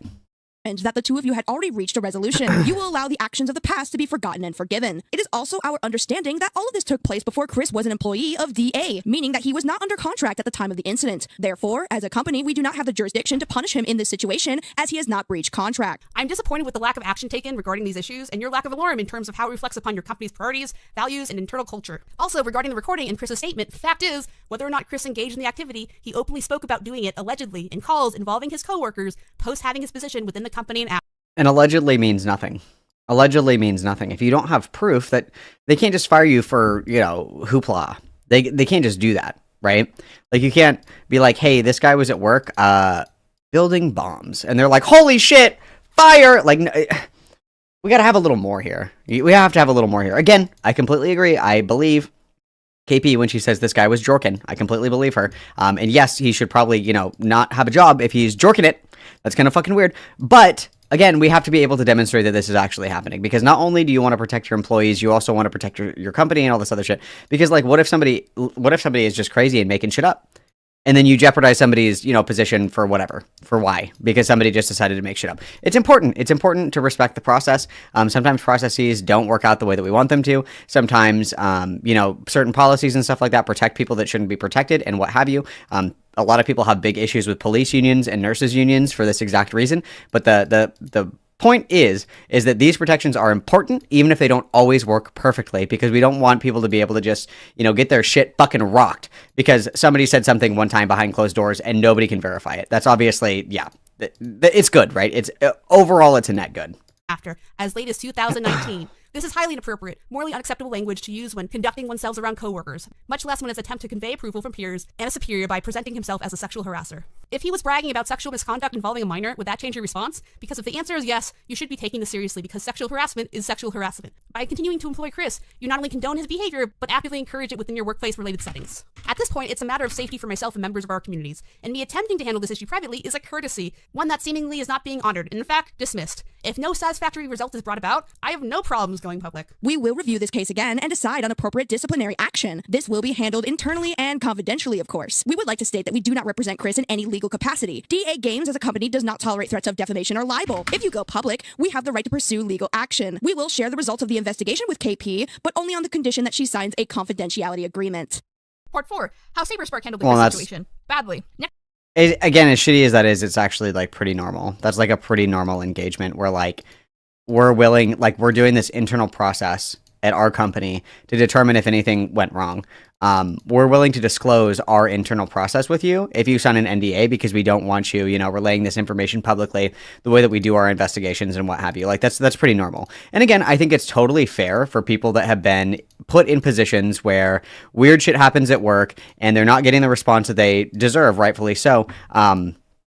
Obviously, that's frustrating. Obviously, that sucks. Obviously, that transparency, a lot of people find important. But it's like, this is like not an atypical thing to occur, right? This is pretty run-of-the-mill, professionally speaking, that if you get access to, or if you're privy to this kind of information, it's usually under an NDA, because they're, disclosing all this stuff that's done behind closed doors, that's part of their policy in order to determine wrongdoing and up to disciplinary action, right? Unless they're going to make a public statement and say, we terminated so-and-so because of this, that, and the other thing. That's one thing, but it's somebody's work records. That's something that is confidential, for the most part, the way that we would, I don't know if it's technically legally confidential, but like colloquially speaking, like that would be something that, you would need, to at the very least sign an NDA to get access to, because it is their own little kind of process thing that they're doing, right?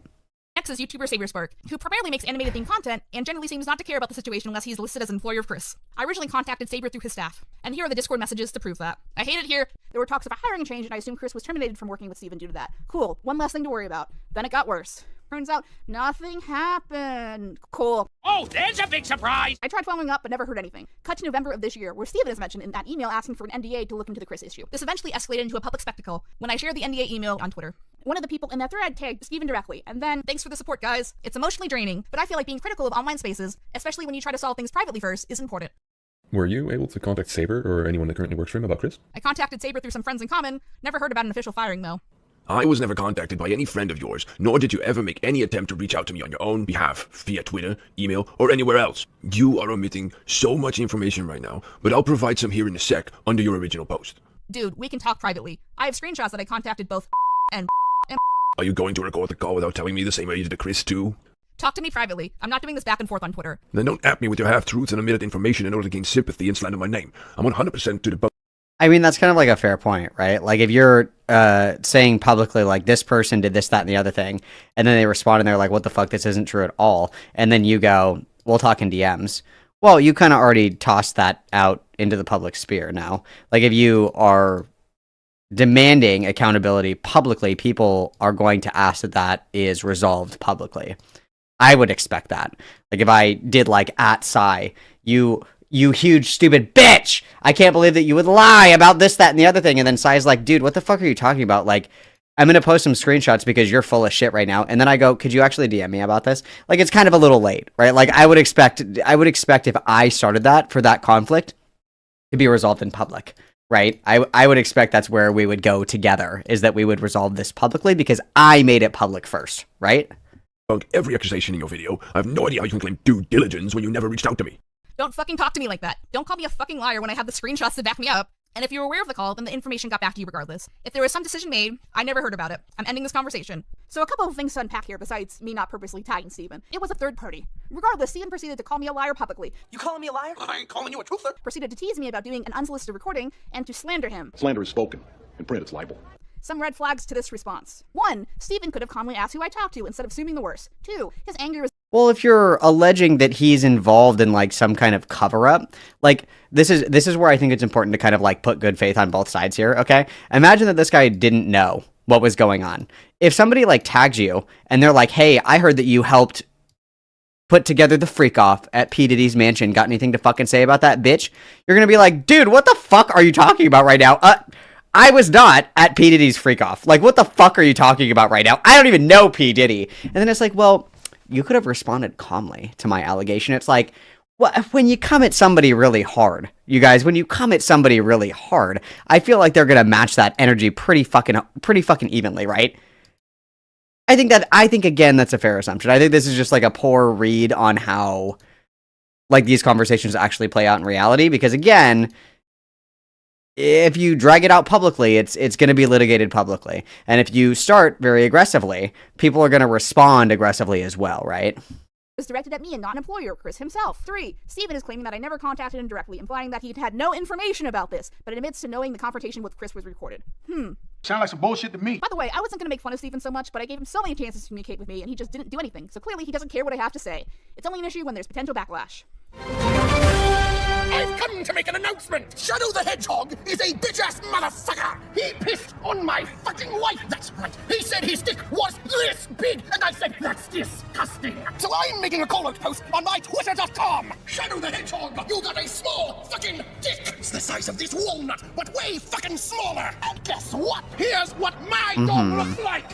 That's right, baby. All points. No quills, no pillows. Okay. Look at that. I still don't even really know what Saberspark has done. I don't really, like, I'm not following this video well. I don't know if this is a me thing, but I'm not following this very well. I'm kind of lost, to be completely honest with you. Looks like 2 balls and a bong. He fucked my wife. Guess what? I'm gonna fuck Leah. That's right. That's what you get. My super laser piss. Except I'm not gonna piss on the Earth. I'm going higher. I'm gonna piss on the moon. How do you like that, oh bomber? You have 20. This bit's been going on way too long. Droplets fall on the Earth. Now get out of my fucking sight. This bit's been going on way too long. So what I think happened is Way that too long Steven of was a informed by Pim, didn't know it came from me, discussed it, blew it off or decided it was nothing, and forgot about it until he started facing some public backlash, and proceeded to blame me. Because he was so concerned with direct communication, I ended up sending him this email detailing who I talked to, why this is important, and why this isn't a single incident. Good afternoon, Steven. This email is your requested private communication regarding Chris and the overall sexual harassment situation that he has caused. Our full incident report can be found here if needed. Since you publicly displayed confusion at best... And then if I'm going to play devil's advocate again, which I'm going to do because I am the devil, another thing is, like, so let's just say, if I was in this situation and it was made clear to me that there's some drama going on, there's some stuff popping off, okay? And all of this centers around allegations that were recorded without somebody's consent. So let's just say I'm going to pick on Sai and I'm going to pick on Keldoj. Those are the 2 people I'm going to pick on. Sai comes to me and says, hey, Keldoj admitted all this crazy shit in a private voice call that I recorded. Do you want to hear it? And I'm like, No, but let's pretend. I'm like, okay, what are the allegations? Like, okay, Keldos didn't know that I recorded this conversation though, and I'm like, oh, that's kind of fucking crazy. That's pretty fucked up. All right, cool. Why would I then agree to do like private behind closed doors conversations with Sai, knowing that Sai already did that? Like, if we believe that Chris confessed to all this on a video recording, that he did not consent to it being recorded, and then KP is going around asking, saying, like, I'll talk to you about this, but only in private. Why would you ever agree to do that, knowing that this person already did that? For me, I wouldn't do that. If it came to my attention that one of you guys was like, I don't really ever talk to anybody, to be completely honest with you. I talked to Roxy. Let's say that it comes out that Roxy has actually secretly been recording all of the calls where I say the most evil, heinous shit you could ever imagine in your entire life. Okay, just imagine. And I find out that Roxy has been recording these calls. I wouldn't talk to her anymore. And I wouldn't recommend that anybody talk to her either, right? I wouldn't trust somebody who has demonstrated that they are recording shit without other people's consent, right? I wouldn't do that. And that makes sense to me. That, you know, first of all, we light this powder keg and we do it in public. And then when we're pushed back on publicly, we say, well, let's talk in private. Well, I don't want to talk to you in private because you've already demonstrated that you're willing to record people without their consent. So I don't want to talk in private. I want to talk in public. Not only did you start it publicly, but I also know if it is done in private, it won't stay in private. I think that's a fair expectation. That would make sense to me. About my attempted communication with you prior to this point. Below are screenshots of my conversations with aka the friends/employees I passed Chris's information to. The conversation with specifically mentions a possible staffing change based on Chris's actions, and I honestly cannot fathom a situation where there would be that drastic of an employee change or discussion without your knowledge. Screenshots can be found here, here, and here. I do not appreciate you calling me a liar publicly, and I would like some form of public apology. He didn't give me one. Additionally, your public statement states that you knew the confrontation between me and Chris was recorded as a matter of community safety. Combined with your email interactions with DA Games lead me to believe that, unless there was some major miscommunication, you were aware of the situation you have chosen inaction. You still have the choice to either hold Chris accountable, i.e. firing him with proof, or keep him on staff. Should you choose the former, please communicate this to me as soon as possible to avoid any miscommunication in any public statement/information present after. If you believe this is a one-time incident, this document linked below has logged some of Chris's other inappropriate behavior, including but not limited to making bestiality jokes to someone he knew as a minor, and the use of the N-word and Nazi imagery with himself and Will of DA Games. Yeah, and then we're doing this again. This is a bad choice. We gotta stick to one. We gotta stick to one. We're doing too much. Not working. You can find more information on page 4 and 29 of this document. I've been clearanced to show unedited screenshots of the bestiality incident if requested. I hope that we can clearly communicate about this going forward. I have no desire to get into an internet squabble with you, so let's please work this out like adults. And do you know what happened? No response to the email, but suddenly the Twitter exchange got deleted? Where did it go? Nowhere to be found. No apology, no clarification, just deleted the evidence that he knew about the situation and covered his tracks and enabled the weird dude because God forbid Steven have to find a new editor or even do the public apology that I asked him to when he falsely threw me under the bus. I believe Steven realized I wasn't lying, and instead of talking to me directly or apologizing to me, he just deleted the thread. So, if Steven wasn't hiding anything or wasn't sus, why didn't he just ask me about the Chris stuff? He just assumed automatically that I was lying and started yelling. Very defensive. Very sus. What exactly was the move here, Steven? Do you think just deleting a thread, putting your fingers in your ears and going la la la la la would make this all go away? More of the story is to fire creepy people on your staff even if it's inconvenient to you. Steven, it is clear to me that you do not wish to correspond with any direct communication despite you personally requesting so. To say I'm disappointed with your behavior would be a severe understatement. You called me a liar publicly without even asking for the truth or further clarification. To me, it seems like the only reason why you wanted to get involved is that your name was attached, and you're more interested in damage control for your brand than your brand's actual integrity. I feel like we wouldn't even be having this conversation if it was not another YouTuber in your... Am I wrong, or did he only get directly involved because she said something publicly? Or am I mishearing that? Because it sounds to me like he didn't even... Well, I mean, again, this is taking people... Miller's Law, okay? I'm taking them at face value, okay? I'm assuming that this guy, like, didn't know. Or if he did know, he wasn't, like, directly involved or anything like that. I'm assuming that to be true. I could be wrong about that, but that's what I'm assuming right now.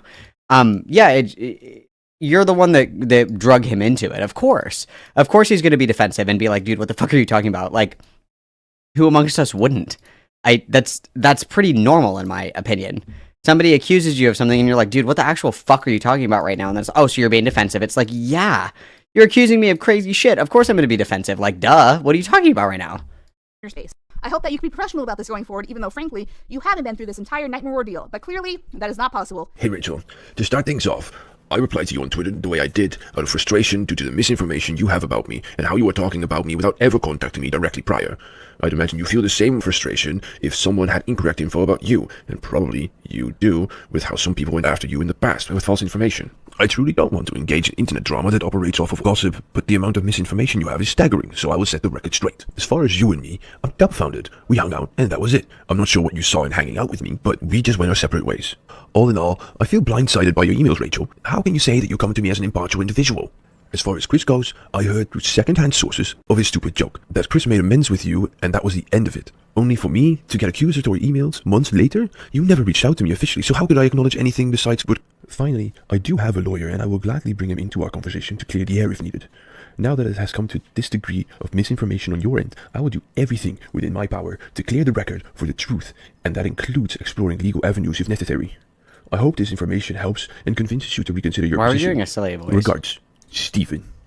Steven, you've already passed a lot of time I've given you to deal with the situation privately, as outlined in my first email, which I feel is ridiculous. Well, I think here's another thing too is if we're trusting them to deal with the problem privately, okay? How do we know that, like, because quote unquote dealing with the problem, I think is she's assuming that he'll just get fired. I mean, maybe there's other shit that they're doing. I don't know. But like it sounds like regardless of what the outcome is, we're gonna be dissatisfied with it as long as he's still employed.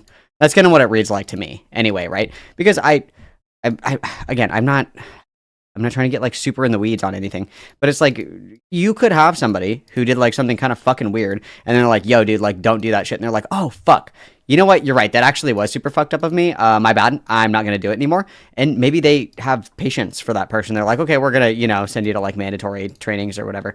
And they move on from it. But it's like, she's operating on the, like, it seems like the only resolution is he loses his job, which I think if you're jorking it like that, make jorking illegal. If you're doing that, like, I don't necessarily disagree with that, but it's like, if we're doing this through the proper avenues, which it sounds like we are, there is a process to all of this. It's not, internet cancel culture. This is like a job, right?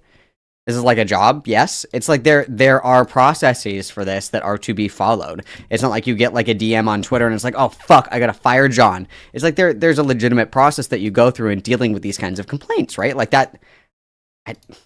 Considering you had access to this information for more than a year, regardless of where it came from. If you're now going to sit there and threaten me with legality after this many private attempts at communication, I will not be entering any further discussion with you after this last correspondence and cutting contact with you at this point. The reality is I'm incredibly uncomfortable with your general approach in which your previous email and how your public correspondence has been addressed, as well as you in general. So I'll keep this as brief as possible. To add to this whole, I will fight you for the truth. I don't know about the contractual timelines surrounding the jorking, you guys, so I can make no claims about the time of the jorking and any contract, sorry. Tone, your whole last email and the Twitter thread is drenched with undermines the actual issues of the conversation, on top of assuming I'm going to publish falsifiable information. Is that how you talk to someone who's treated poorly by a current employee in the past? Based on all your previous conversations, forgive me if you're not on the top of my list of people who treat me with assumed respect. In regards to your response on my Twitter posting, your heated response calling me a liar and questioning my character publicly is unacceptable. How you were particularly feeling at the time doesn't justify calling people names and treating them poorly. As well, you could have DM'd me as requested several times or asked for further information before responding in such a tone. When all I asked regarding this exchange is for you to apologize publicly for something you did publicly, you instead doubled down in the last message and tried to justify your feelings, and only privately at that. This doesn't strike me as someone who's dealing with the situation with the utmost maturity, but a desperate attempt to distract from the actual issues and make yourself the victim. The fact that you're going about this route again, even after I proved I wasn't lying the first time, is fucking deranged. Regarding your access to the information about the incident regarding Chris, and your insistence that I was the one who directly discussed the information about Chris instead of your general access to said information seems to be misguided. Do I have to tell you directly what to do with an employee incident of this scale for anything to happen? I shared the confirmation I had from both and that you had said information, which came off as indifference based on what I felt, as well as your correspondence with DA Games alluding to such, as well as there being a public safety report available with public contact information present for over a year regarding the situation. So I don't understand how it's particularly relevant how you learned your employee sexually harassed someone in the past. It just matters that it happened. Even assuming you didn't know about Chris's actions up to the Twitter exchange, I still emailed you directly to discuss it before it reached this point, and you seemed to ignore that email and only responded to a second after my frustration became clearer. To be frank, it doesn't matter how the perpetrator feels how the resolution went, but the fact that it happened in the first place is unacceptable. Chris is, very obviously, going to tell you whatever you need to hear to keep his job. It's alright guys, the criminal said the crime actually wasn't so bad after all. Hell, it doesn't even matter how I feel about it. Still, if you were so concerned with my personal opinion on the matter to the point whether it would directly dictate your decision to keep Chris on staff or not, I do not, for the life of me, understand why you didn't reach out to me, directly or indirectly through our friends. Great job updating me on the current status of Chris's employment even now, by the way. Good job. 10 out of 10. Regardless, this isn't a joke, and your insistence as such is the underlying problem of this whole situation. How is it a fucking joke to say you ejaculated on your boss's clothing and say that to other men multiple times? Fucking gross. It cannot and should not be belittled as just drama. Why would I have gone through the trouble of corresponding with DA Games or having a safety report be written if I just thought it was just a joke? I was and am worried about the children Chris and the greater DA Games community still have access to. Even if I had forgiven Chris for some reason, it wouldn't be relevant. Even still, you seem to show anger that I got Chris's confession on record in comparison, what he actually confessed to. Well, again, that's part of the problem with all this online snake shit. You can't just be recording people. You just can't, record random fucking people and then use that later, especially when it's, it demands like a little bit more professionalism, because it doesn't mean anything if you get it through illegitimate means, With your comment stating, "Are you going to record the call without telling me the same way you did Chris?" To be clear, he is not the victim. Full stop. Neither are you for that matter, Mr. It doesn't mean that he's a victim. It just means that you can't use that as like evidence. That's all it means. And I mean, maybe this will be like a good reminder, that you can't just like fucking record people and then assume that it's going to go your way, or it's going to be favorable that you did that. Sure, like even in the context of like what's the word I'm looking for? Like community accountability. Sure, why not? I mean, yeah, of course. But in like a professional capacity, no, right? Like if I was in a voice call with somebody and they admitted something fucking crazy and I just happened to be recording, I don't do this, but just pretend for the sake of argument that I happened to be recording and it was legal, okay, like nothing illegal happened, and then you share it, it's like, hey, this person's a freak, just so you fucking know, but you don't do anything else with it. Like, sure, I guess that is like one thing, right? Like maybe, people want to know not to go to this person's community because they're like into some weird shit or whatever the fuck. Yeah, I think that's one thing. But again, we're doing this in like a professional capacity, and that requires more rigor, right? That requires that we're following certain, not even like codes, but it's just like, it's not admissible evidence if it's obtained through nefarious means, Truth seeker. Publicly throwing the actual recipient under the bus and siding with the sexual harasser just because he did not know he was going to be on record as a savior concern, on top of being incorrect about your information, is one of the most idiotic parts of this whole ordeal. I felt it was very obvious that the intention was a recording for the public record, and a possible angle interpretation of him being blindsided by a bad joke turned public because I want to be a bitch and cause problems is just insulting and disrespectful on so many levels. Or how you put it, publicly discussing half-truths to gain sympathy and slander your name. Spoiler alert, this isn't about you. Additionally, the fact that I went out of my way to privately talk to you directly after several attempts to seek resolution with the staff and wanted to ask on the Twitter thread and still did not receive a response until sending a second email outlining my frustration is just ridiculous. I then even provided additional proof of racism and Nazi imagery that Chris and Will displayed. There are even incidents of lolicon/child pornography and sharing that material with minors, allegedly and accidentally on the document linked, as well as Will dating a minor in 2015. If we only knew what Saberspark thought about lolicon. Oh wait. As his following grew, Cal became very publicly outspoken with his dislike of lolicon and similar taboo art styles. For those who are not familiar with them, let's just say it's a... This additional document has been publicly available for over 2 years. The DA Games community server has had pedophiles that were quietly kicked out if/when discovered, instead of publicly acknowledged. One has a motherfucking mugshot on the document. Since this all seems to have gone ignored until now, on top of the safety report of the incident being publicly available for over a year, solidifies to me my original assumption that you do only care when you have consequences for your lack of action. God forbid someone is a creep on my staff, just don't tell the public he works for me. Does it not seem like common sense to fire someone who talks this way about others, especially women, regardless of when it happened? In the interest of openness, though, I am open to do an on-the-record, three-way conversation between you and myself to get to the truth of the matter at a later time, but that will be at your discretion as his boss and at his comfort level. As I want to honor request and not be involved anymore and not emotionally distress him. But bluntly, I will not tolerate the consistent implications of untruthfulness until this happens. Can reach out in the future if he is interested and comfortable about a possible conversation. Lastly, as I don't want to get too personal, but it's absolutely laughable that you consider your romantic interest in me and our friendship ending as mutually parting ways. Like, what fucking planet are you on? Is that how you summarize every one of your failed courtships? Let me refresh you on the experience. After months of spending time together in person, and your insistence that we were just friends, your goal seemingly... Why would you include this in the email? Why would you include this in the email? Why would you include this? Why would you do this? This is setting yourself up for failure here. This does not need to be included. This is again, like, people will use any opportunity to sidestep criticism. We all know this to be true. This is an easy deflection point right here. This is an easy deflection point. We're throwing in that there was like a courting attempt that didn't go well, and therefore that's why we're not friends anymore. What is going on here? Why would you put this in the email? Again, we're casting too broad of a net. We're casting too broad of a net. Pick what we want to criticize, pick what we want accountability for, hammer each individual point, leave everything else out, and then this would have been fine. Because I think it's fine to want accountability for somebody who did something fucking weird to you. I think that's fine. And I think it's fine to kind of raise the alarm and say, like, hey, this person works for you in a professional capacity. This person literally jorked it on my shit. That's fucking creepy. I think it'd be cool if you guys looked at this, because I'm pretty sure there's other women that work there, just so you know. I think that's completely fair, and especially wanting like some kind of accountability, that makes complete sense, but you have to be succinct. You can't just throw every fucking thing that you have in your pocket at the wall. You must be succinct, Because this email is a monstrosity in length and content. Because we're all over the place. We're talking about every grievance we've ever had. And that's a problem. It needs to be succinct. It's like, if this won't get him in trouble, maybe this will. If this won't get him in trouble, maybe this will. Oh, I should also include this because if that doesn't work, this one will probably get him in trouble. It's like, yes, this person sounds like a piece of shit. Yes, this person sounds like a fucking freak. Yes, I agree. If these things are true, this guy probably should not be working around other human beings, especially women. I completely fucking agree with that. But it's like, there's no productivity behind the grievances. Axel Lloyd donatet $4 amb 99 centaus trucs superchat. We say acting like Saberspark veïn concernet about veïn recordetis a nothing bourget? Like that is a real concern. Well, and I completely agree. It's like, yeah, I mean, even in the instance that you're not even doing anything, it's like, yeah, it's kind of fucking weird to record people and then like save it in your pocket like a little snook, you know, and wait to blow it up in somebody's fucking face. That's weird behavior. Yeah, that would make me uncomfortable as well. Even if you're not doing anything, that's still weird. Like, I think that's kind of weird. It's kind of a taboo. It's something that people really don't like, especially in internet spaces, because it means that you're a fucking snake. That's what that means. If you are recording people, you know, to tuck away things that they're saying to you, to blow up in their face fucking later, that's snake behavior. And people will, rightfully so, choose to not talk to you privately because of the way that it's smuggled away to be litigated publicly. It just is inappropriate. It's just inappropriate. That would also make me uncomfortable. I completely agree.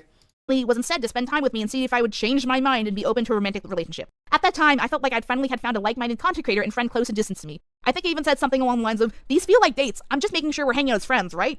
After you grew distance, I felt manipulated and pressured to say I was open to dating in order to not lose that friendship. You then dated Gabe's sister over me and then asked about my dating availability immediately after that ended. I tried to play it off but was uncomfortable with the whole situation. I felt like I was only important to you if I was dateable, and a backup option at that. Would I have been treated the same way as a new potential friend if I was male identifying? This is the whole reason I went to your staff in the first place and not you directly. I felt objectified by my direct experiences towards you and did not wish to repeat said experiences for the sake of my own mental health.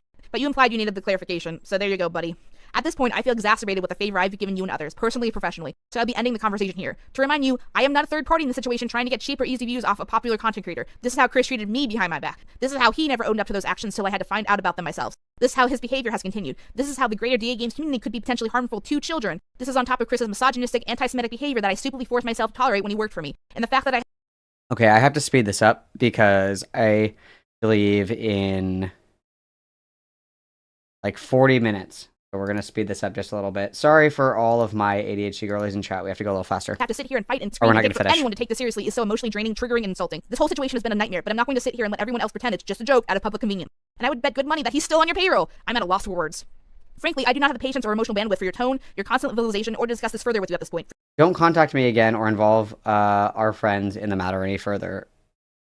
I thought that we what? For your own perceived direct benefit. To be blunt, you triggered the shit out of me, Steven. And I still tried multiple times to communicate with you, but ultimately was met with silence until now. You were screaming on Twitter like a child at me for months after trying to get any kind of internal word on Chris, and the information being in the public eye, and you still haven't fucking apologized for any of it. How do you think this makes me feel? On top of that, only then to even be taking it seriously because I might make a video and hurt other people's reputation really shows me how being affected by all this really matters in the long run to you. Sexual harassment, use of Nazi imagery, pedophilia, fine to sweep it on the rug, just don't bring it up on Twitter.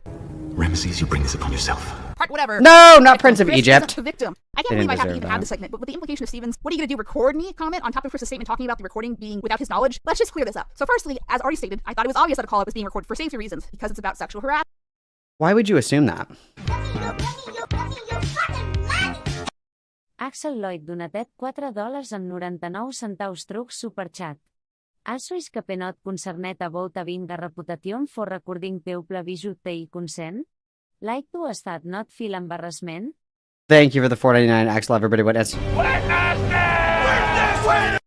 If it is for community safety, and let's just say that I agree with that, which you wouldn't have to do a lot of teeth pulling to convince me that, like, yeah, we should probably, like, it should probably be known that this guy's jork and freak. Sure. Why not just disclose them that the call is being recorded? Why wouldn't you just disclose that?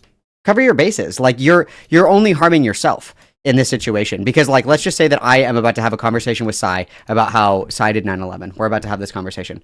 Why would I assume that Sai would just believe that I was recording the call? Why wouldn't I just clarify? Hey, just so you know, I'm recording this because I know that you're about to confess to me that you did 9/11. Like, why would you not just do that? It protects you because it makes you look bad when you're the snake in the situation.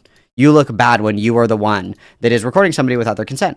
Like, yes, what he did was disgusting. What he did was inappropriate. Yes, it's good that, you were able to have this conversation and he admitted. That was probably really good closure, at least for KP, right?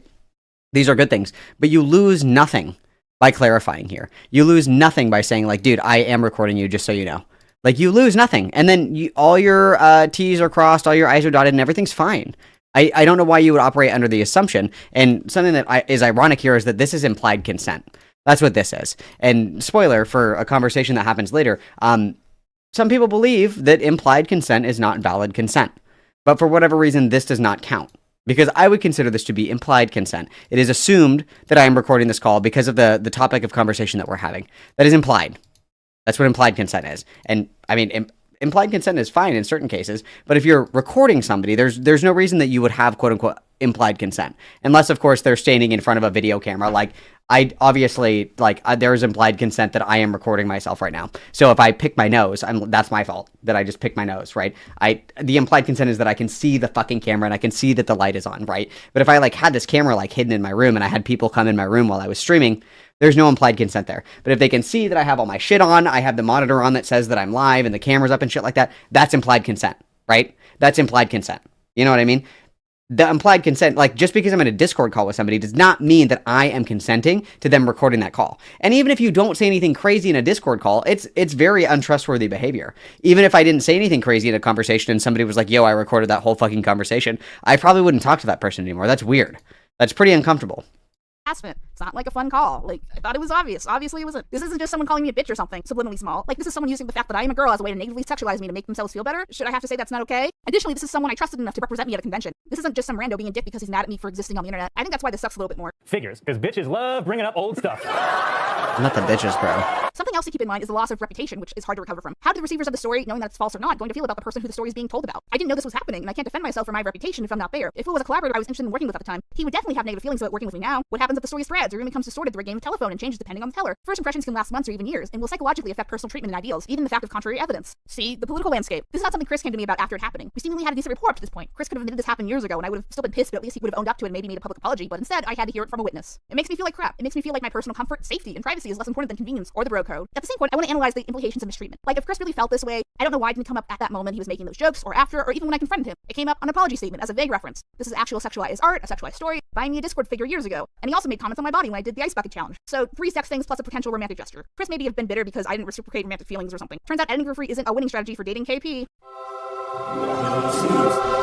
And then things got worse. That was a good Hi, meme. I'm Courtney. That was a You may good know meme. me as Pete or Orchard, but honestly, call me what you like. KP reached out to me a few weeks ago asking me to cover the Gabe story in more detail as she was busy working on this video here, and I unfortunately have a fair share of experience with recognizing online grooming and am pretty unashamed in speaking out loudly against it. Gabriel C. Brown, also known as Black Griffin online, has had growing speculations and concerns regarding his relationship with his now wife and voice actor. Why is Black Griffin in here?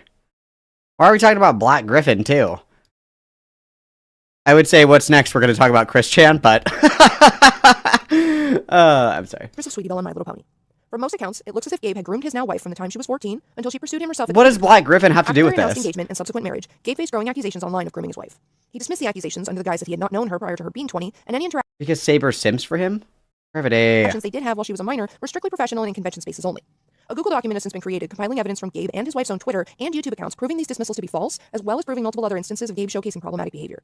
I've covered the topic in a little more depth in an hour-long video on my channel, which will no doubt be linked in the description below. Anyway, I'm sprinkled throughout this video a few times, so I shall see you A new hand touches the beacon. all in my next segment.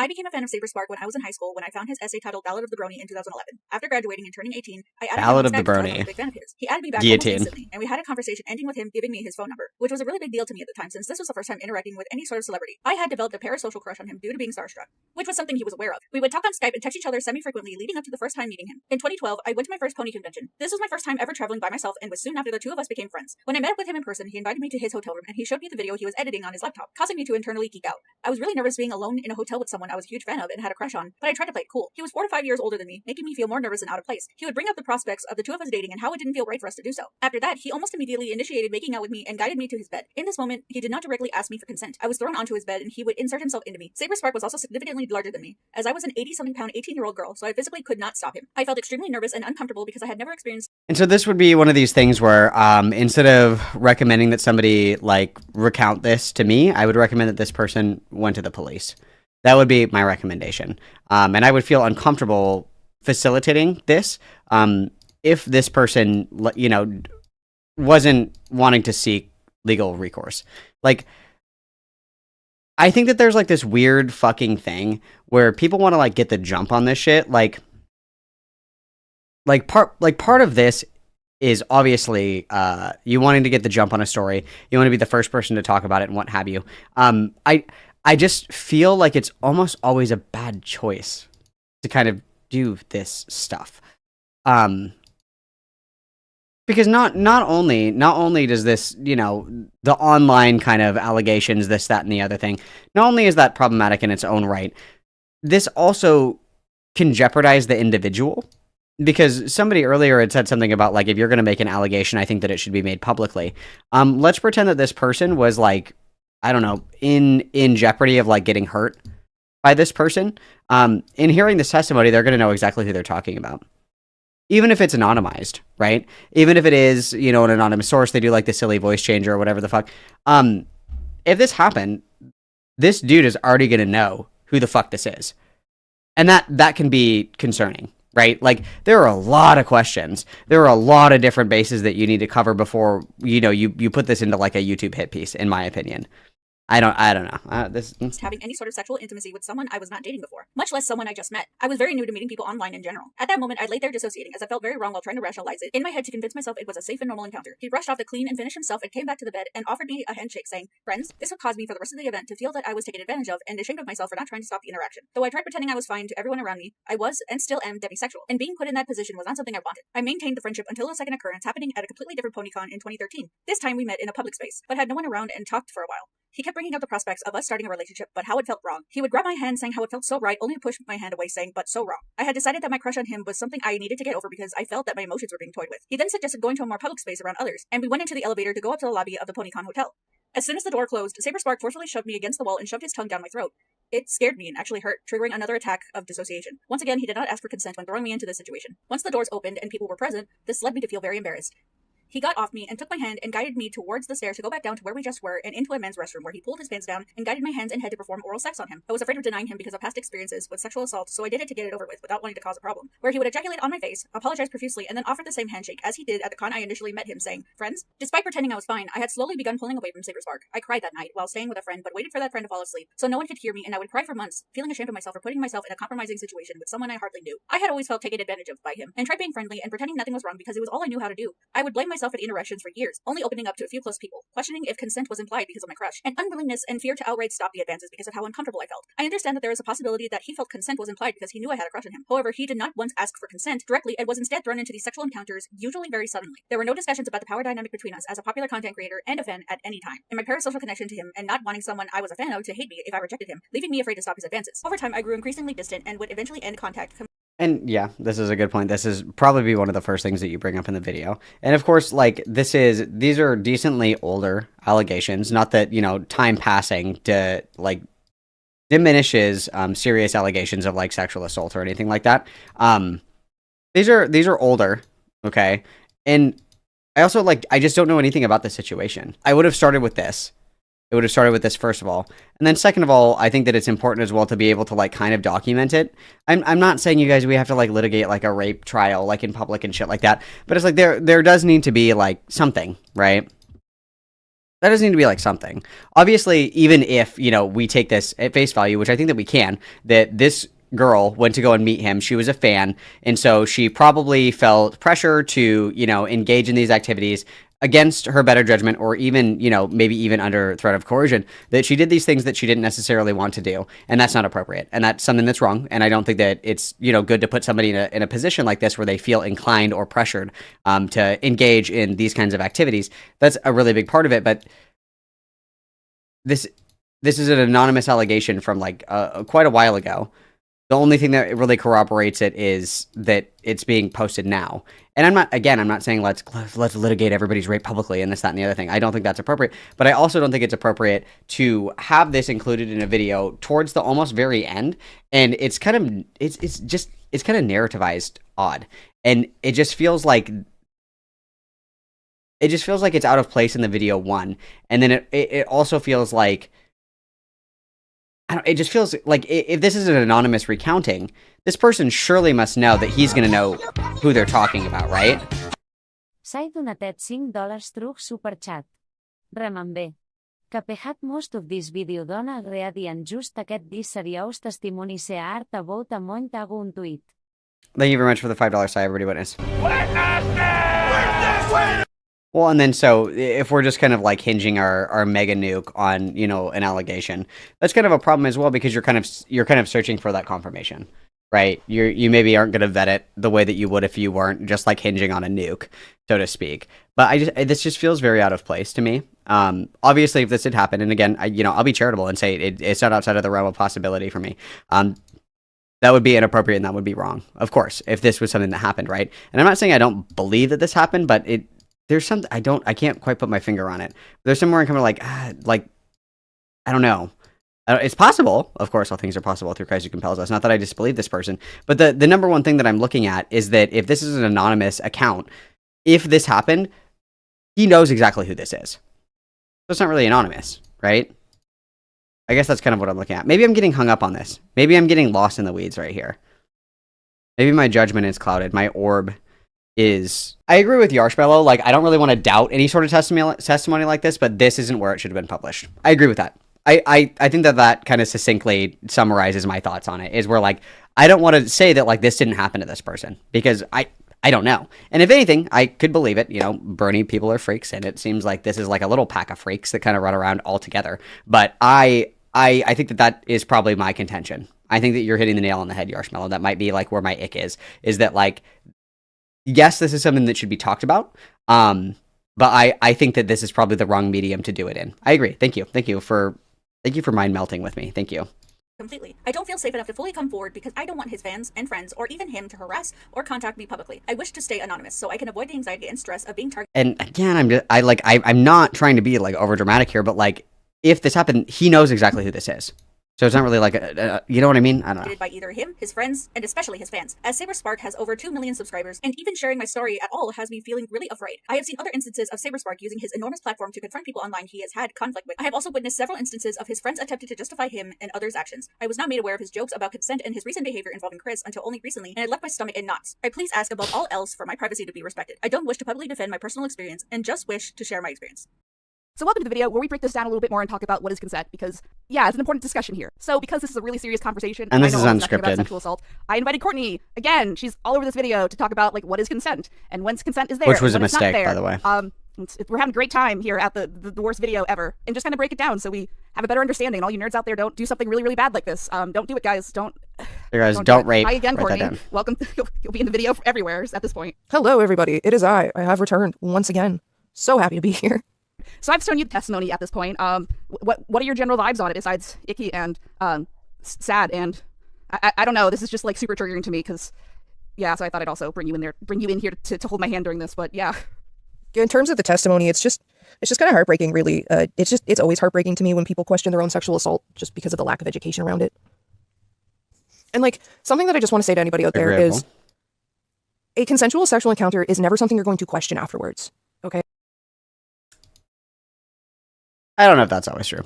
I think we've all made mistakes. I think we've all gone home with somebody who was a lot more physically attractive after a couple of bevs, and that we, like, hooked up with people or dated people that maybe in hindsight it wasn't the best choice.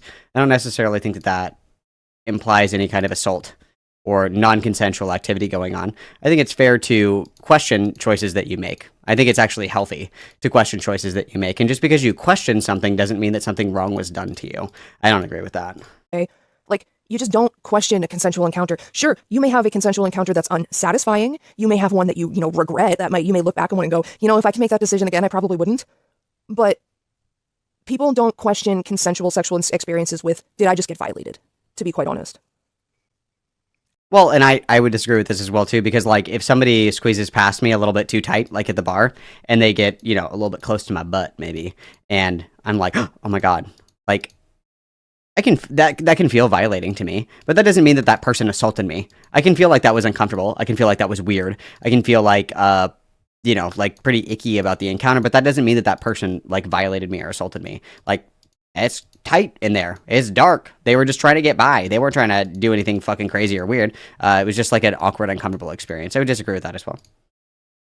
And like the other thing that kind of breaks my heart is there's one point in her testimony where she questions if I'm remembering this correctly, that like maybe she was at fault because she had a crush on him. Like maybe she gave the wrong signal or something. Maybe she implied something, or he thought consent was implied because he knew there was a crush on her. Like, remember earlier, implied consent. We agree with the concept of implied consent in regard to recording calls if the topic is seriously enough charged. But implied consent in sexual situations is not appropriate for some reason. But implied consent is a pretty important dynamic when it comes to sexual encounters, especially with somebody if you have a committed relationship with, right? Like, if you are with somebody for a long enough time, you are acutely aware of like when something's going good and when something's going bad. And that can be implied consent, right? Like you don't need somebody to say, no, stop, for you to be like, oh, like they're probably not feeling this. Like this is something that normally they react to positively, but like maybe now is not the time, right?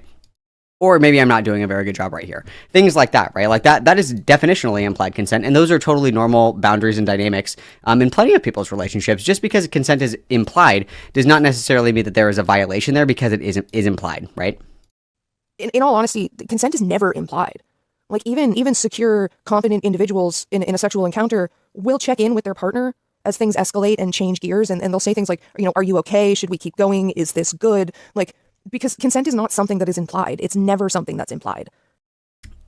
I just have to disagree with this because it's like, how long have my wife and I been together? 8 years? I'm going to get crucified later for that one. But it's like, it's not like every time I'm like, how's this? Thumbs up or thumbs down? Rank me from 1 to 10 right now. Go ahead and tell me when to stop. How are we feeling? Are we like up here? How's this? Are we good? Okay, and then I'm going to come back down. Just tell me when to stop. Just tell me when to stop. How are we feeling right now? Good, good. Okay, I'm going to go back up because I'm not quite sure. Okay, it's like you can have these dynamics without the constant like checking in. That's totally normal.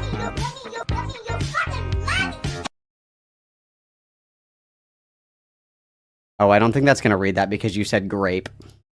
Let's try one more time.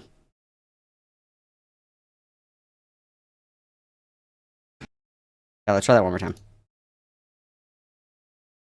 Hello? You've been robbed. It's not going to read it because you said rape, but that's okay. Thank you, Novel, for the 50 DKK. I'll read it out loud for you. Oh, maybe it'll go. Will it read it? Nope, it's because it says rape, so I'll do it. Courtney's logic is utterly batshit. If you think you might have been raped, then that's rape, question mark. And again, if we, expand our net here a little bit. Oh, is it going to go? Will it say it? Nope, it's not going to say it. Let witness, everybody witness, first of all. Thank you. Novel, thank you. Thank you. If we expand our net a little bit farther, you guys, who else made that argument? It was Poppy. Poppy made that argument, right? Like, if you feel like you were violated, you were violated. And we disagreed with it then, but we're agreeing with it now. I don't know. You killed Arlette because you said rape. It's not, an absence of a no is not a yes in any regard. An absence of resistance is not compliance. And even in that regard, compliance is not an invitation. Mm-hmm. Because this girl had a crush on Saber, it was okay that he just kind of initiated things. And then especially, too, in the elevator, in a public space, when he's just much larger than her, like, physically. I don't know. It's all icky, but, like, what would you define consent as? And when would you define... Like, obviously this isn't it, for sure, but go ahead. And in terms of like a definition of consent and what it is and what it isn't, consent is an excited yes. Consent is exuberant, what's the word I'm looking for? Payback, for lack of a better term, I guess. Like, two people in a consensual encounter engage in a give and take. Like, it's never just one person doing all of the action and the other person just laying there like a bump on a log, Well, sometimes people have hard days sometimes, Some people are tired. Some people are okay with just existing peacefully. Okay, that's not always true. My opinion is that relationships and sexual encounters are nuanced. And everybody's relationship is unique, and everybody's experiences are unique. And I think that the longer that you are with somebody and the more rapport that you have with somebody, you don't have to do like the, thumbs up, thumbs down, check in every 5 minutes kinds of things.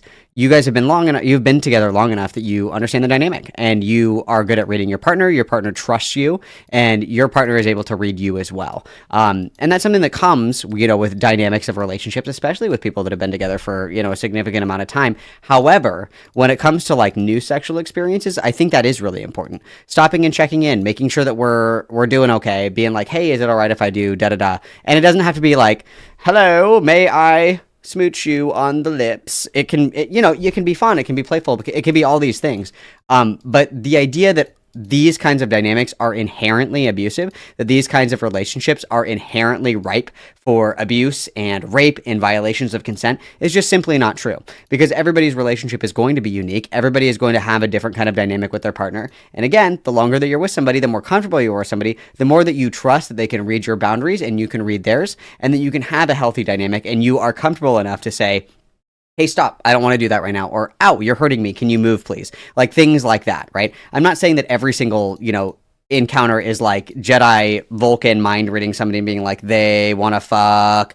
And there's like gray area in between here. Like, it's not like, is it okay if I touch your hand? Is it okay if I touch your hair? Is it okay if I give you a peck? Is it okay if maybe we hold hands? Is it okay if I like sit right next to you? Is that okay? Is it okay if maybe I rest my hand on your lower back? Like there's a whole spectrum here in between like Sheldon Cooper on a first date and literally Jedi mind reading people into if they want to fuck or not. Like there's a whole spectrum here, and this spectrum in the middle includes implied consent. That's true. That's just true. Okay. It's an action that two people engage in when it's consensual. 9 times out of 10, when it's one person just using another person's body for sexual gratification, that's not a consensual encounter. That is just a violation of somebody's person. And it's actually pretty common for like sexual aggressors to attack somebody like in a innocuous sort of sense, like in the elevator. Noval, I completely agree. That is also my favorite sexual position. The quote beach whale, where I lay on a towel and then get hosed down by water by a sexy woman. That sounds great. You describe my ideal date.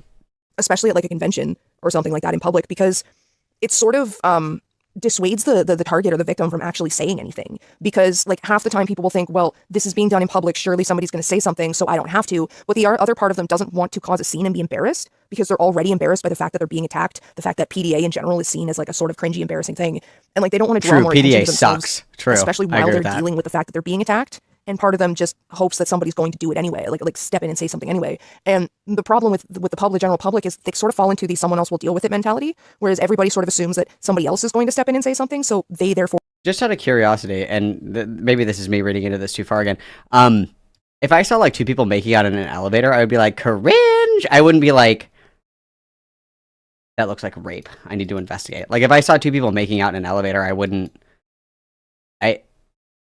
Am I the bad person here? Am I the bad person here that I don't assume that every woman with a man is in jeopardy of being assaulted and I need to do something about it? Like I would just assume that they're being gross in PDA in public. Yeah, PDA is gay, exactly.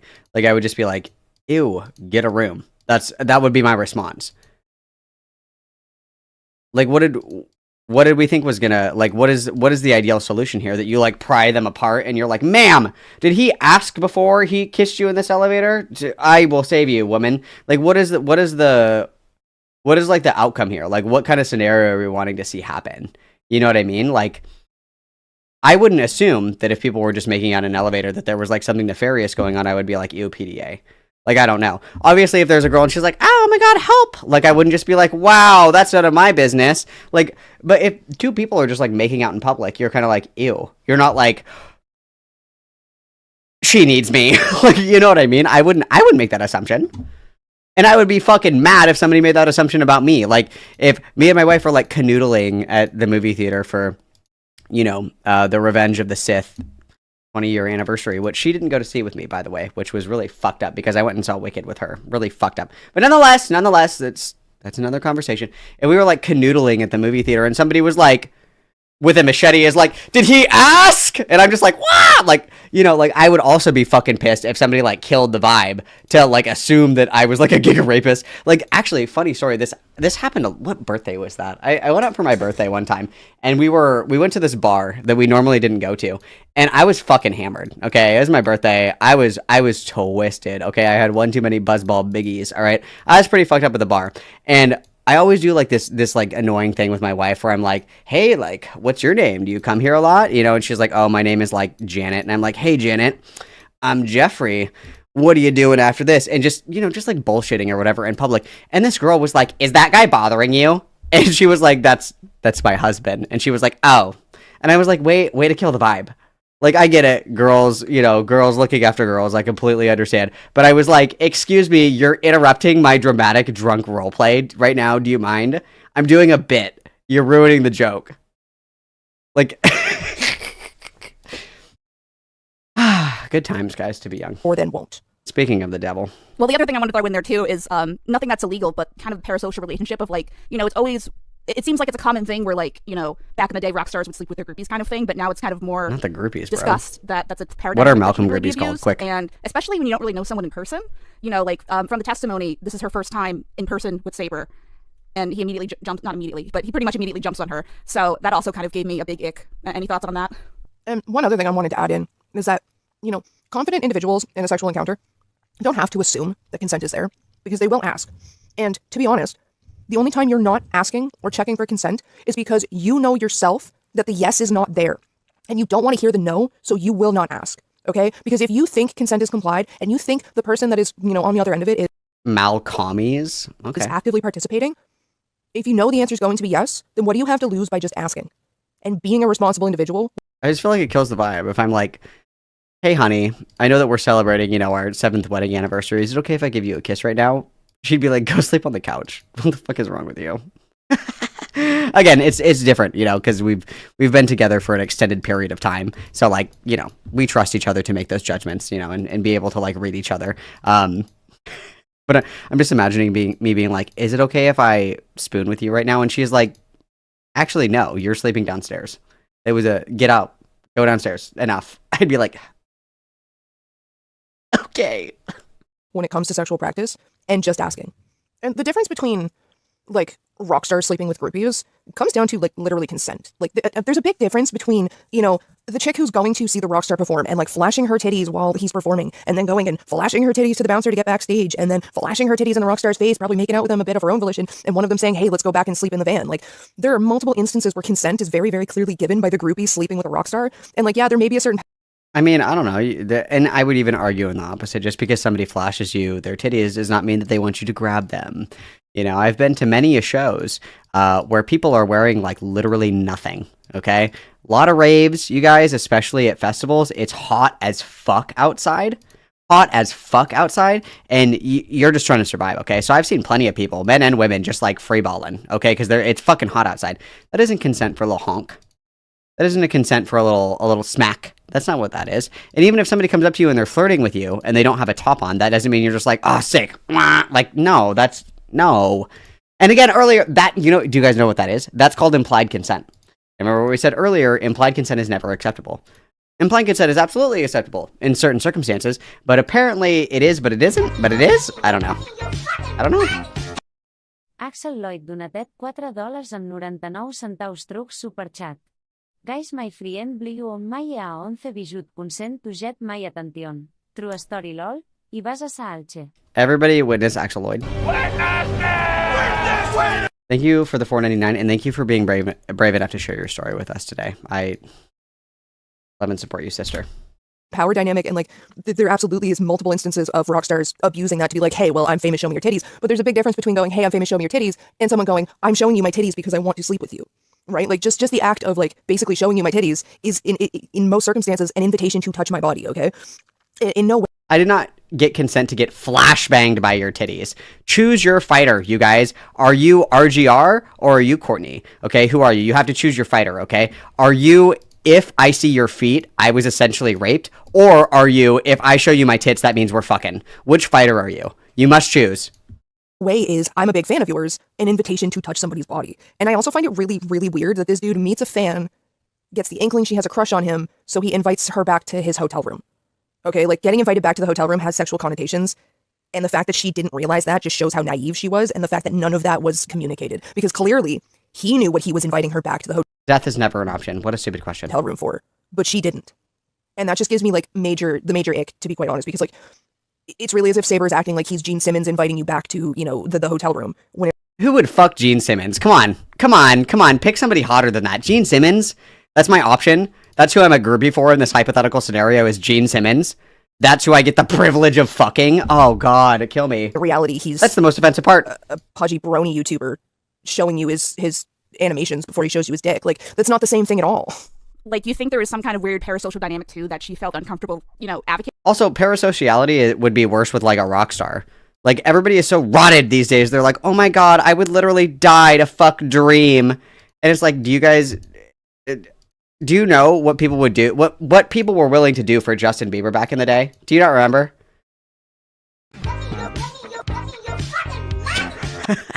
I disavow. Australians through superchat.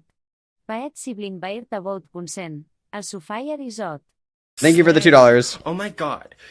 Whoops, wrong sound. Sorry. Sorry guys, wrong audio. I disavow. I disavow. I just work here. Advocating for herself because like, oh, this is the real Saberspark TM. Like, I don't want to feel like, you know, he might say something on Twitter, you know, blast me publicly. Like, is there pressure, just generally speaking, when celebrities, you know, I'm sorry, it was an accident, you guys. I guess? Of course she would have felt uncomfortable advocating for herself. Like, most fans don't get to meet their idol in person. So meeting your idol in person is already a very like exalted sort of status. Like, that's something most fans dream of but never actually get to. So once you put a fan in the situation where they're meeting their idol in person, something they dream probably never thought would happen, but always.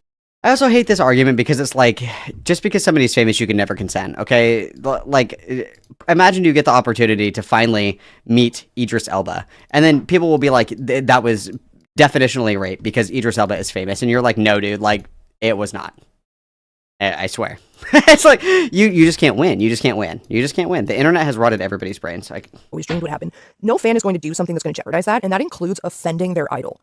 And, like, the idol knows that, and for like say like anybody to sit there and be like, well, you know, what if so and so wasn't aware of the power dynamic? Like, they always know. You can always tell. You can always feel it. You can tell when somebody is fangirling. And to like for someone who's going to sit there and play on that, be like, well, you can just read the room. That's implied consent. You can just read the room. You can just feel it. That's implied consent. I know you're not going to say no to me, or at least give me a hard boundary that could possibly offend me. So I'm going to exploit that by asking things of you that I know you wouldn't say yes to in any other situation.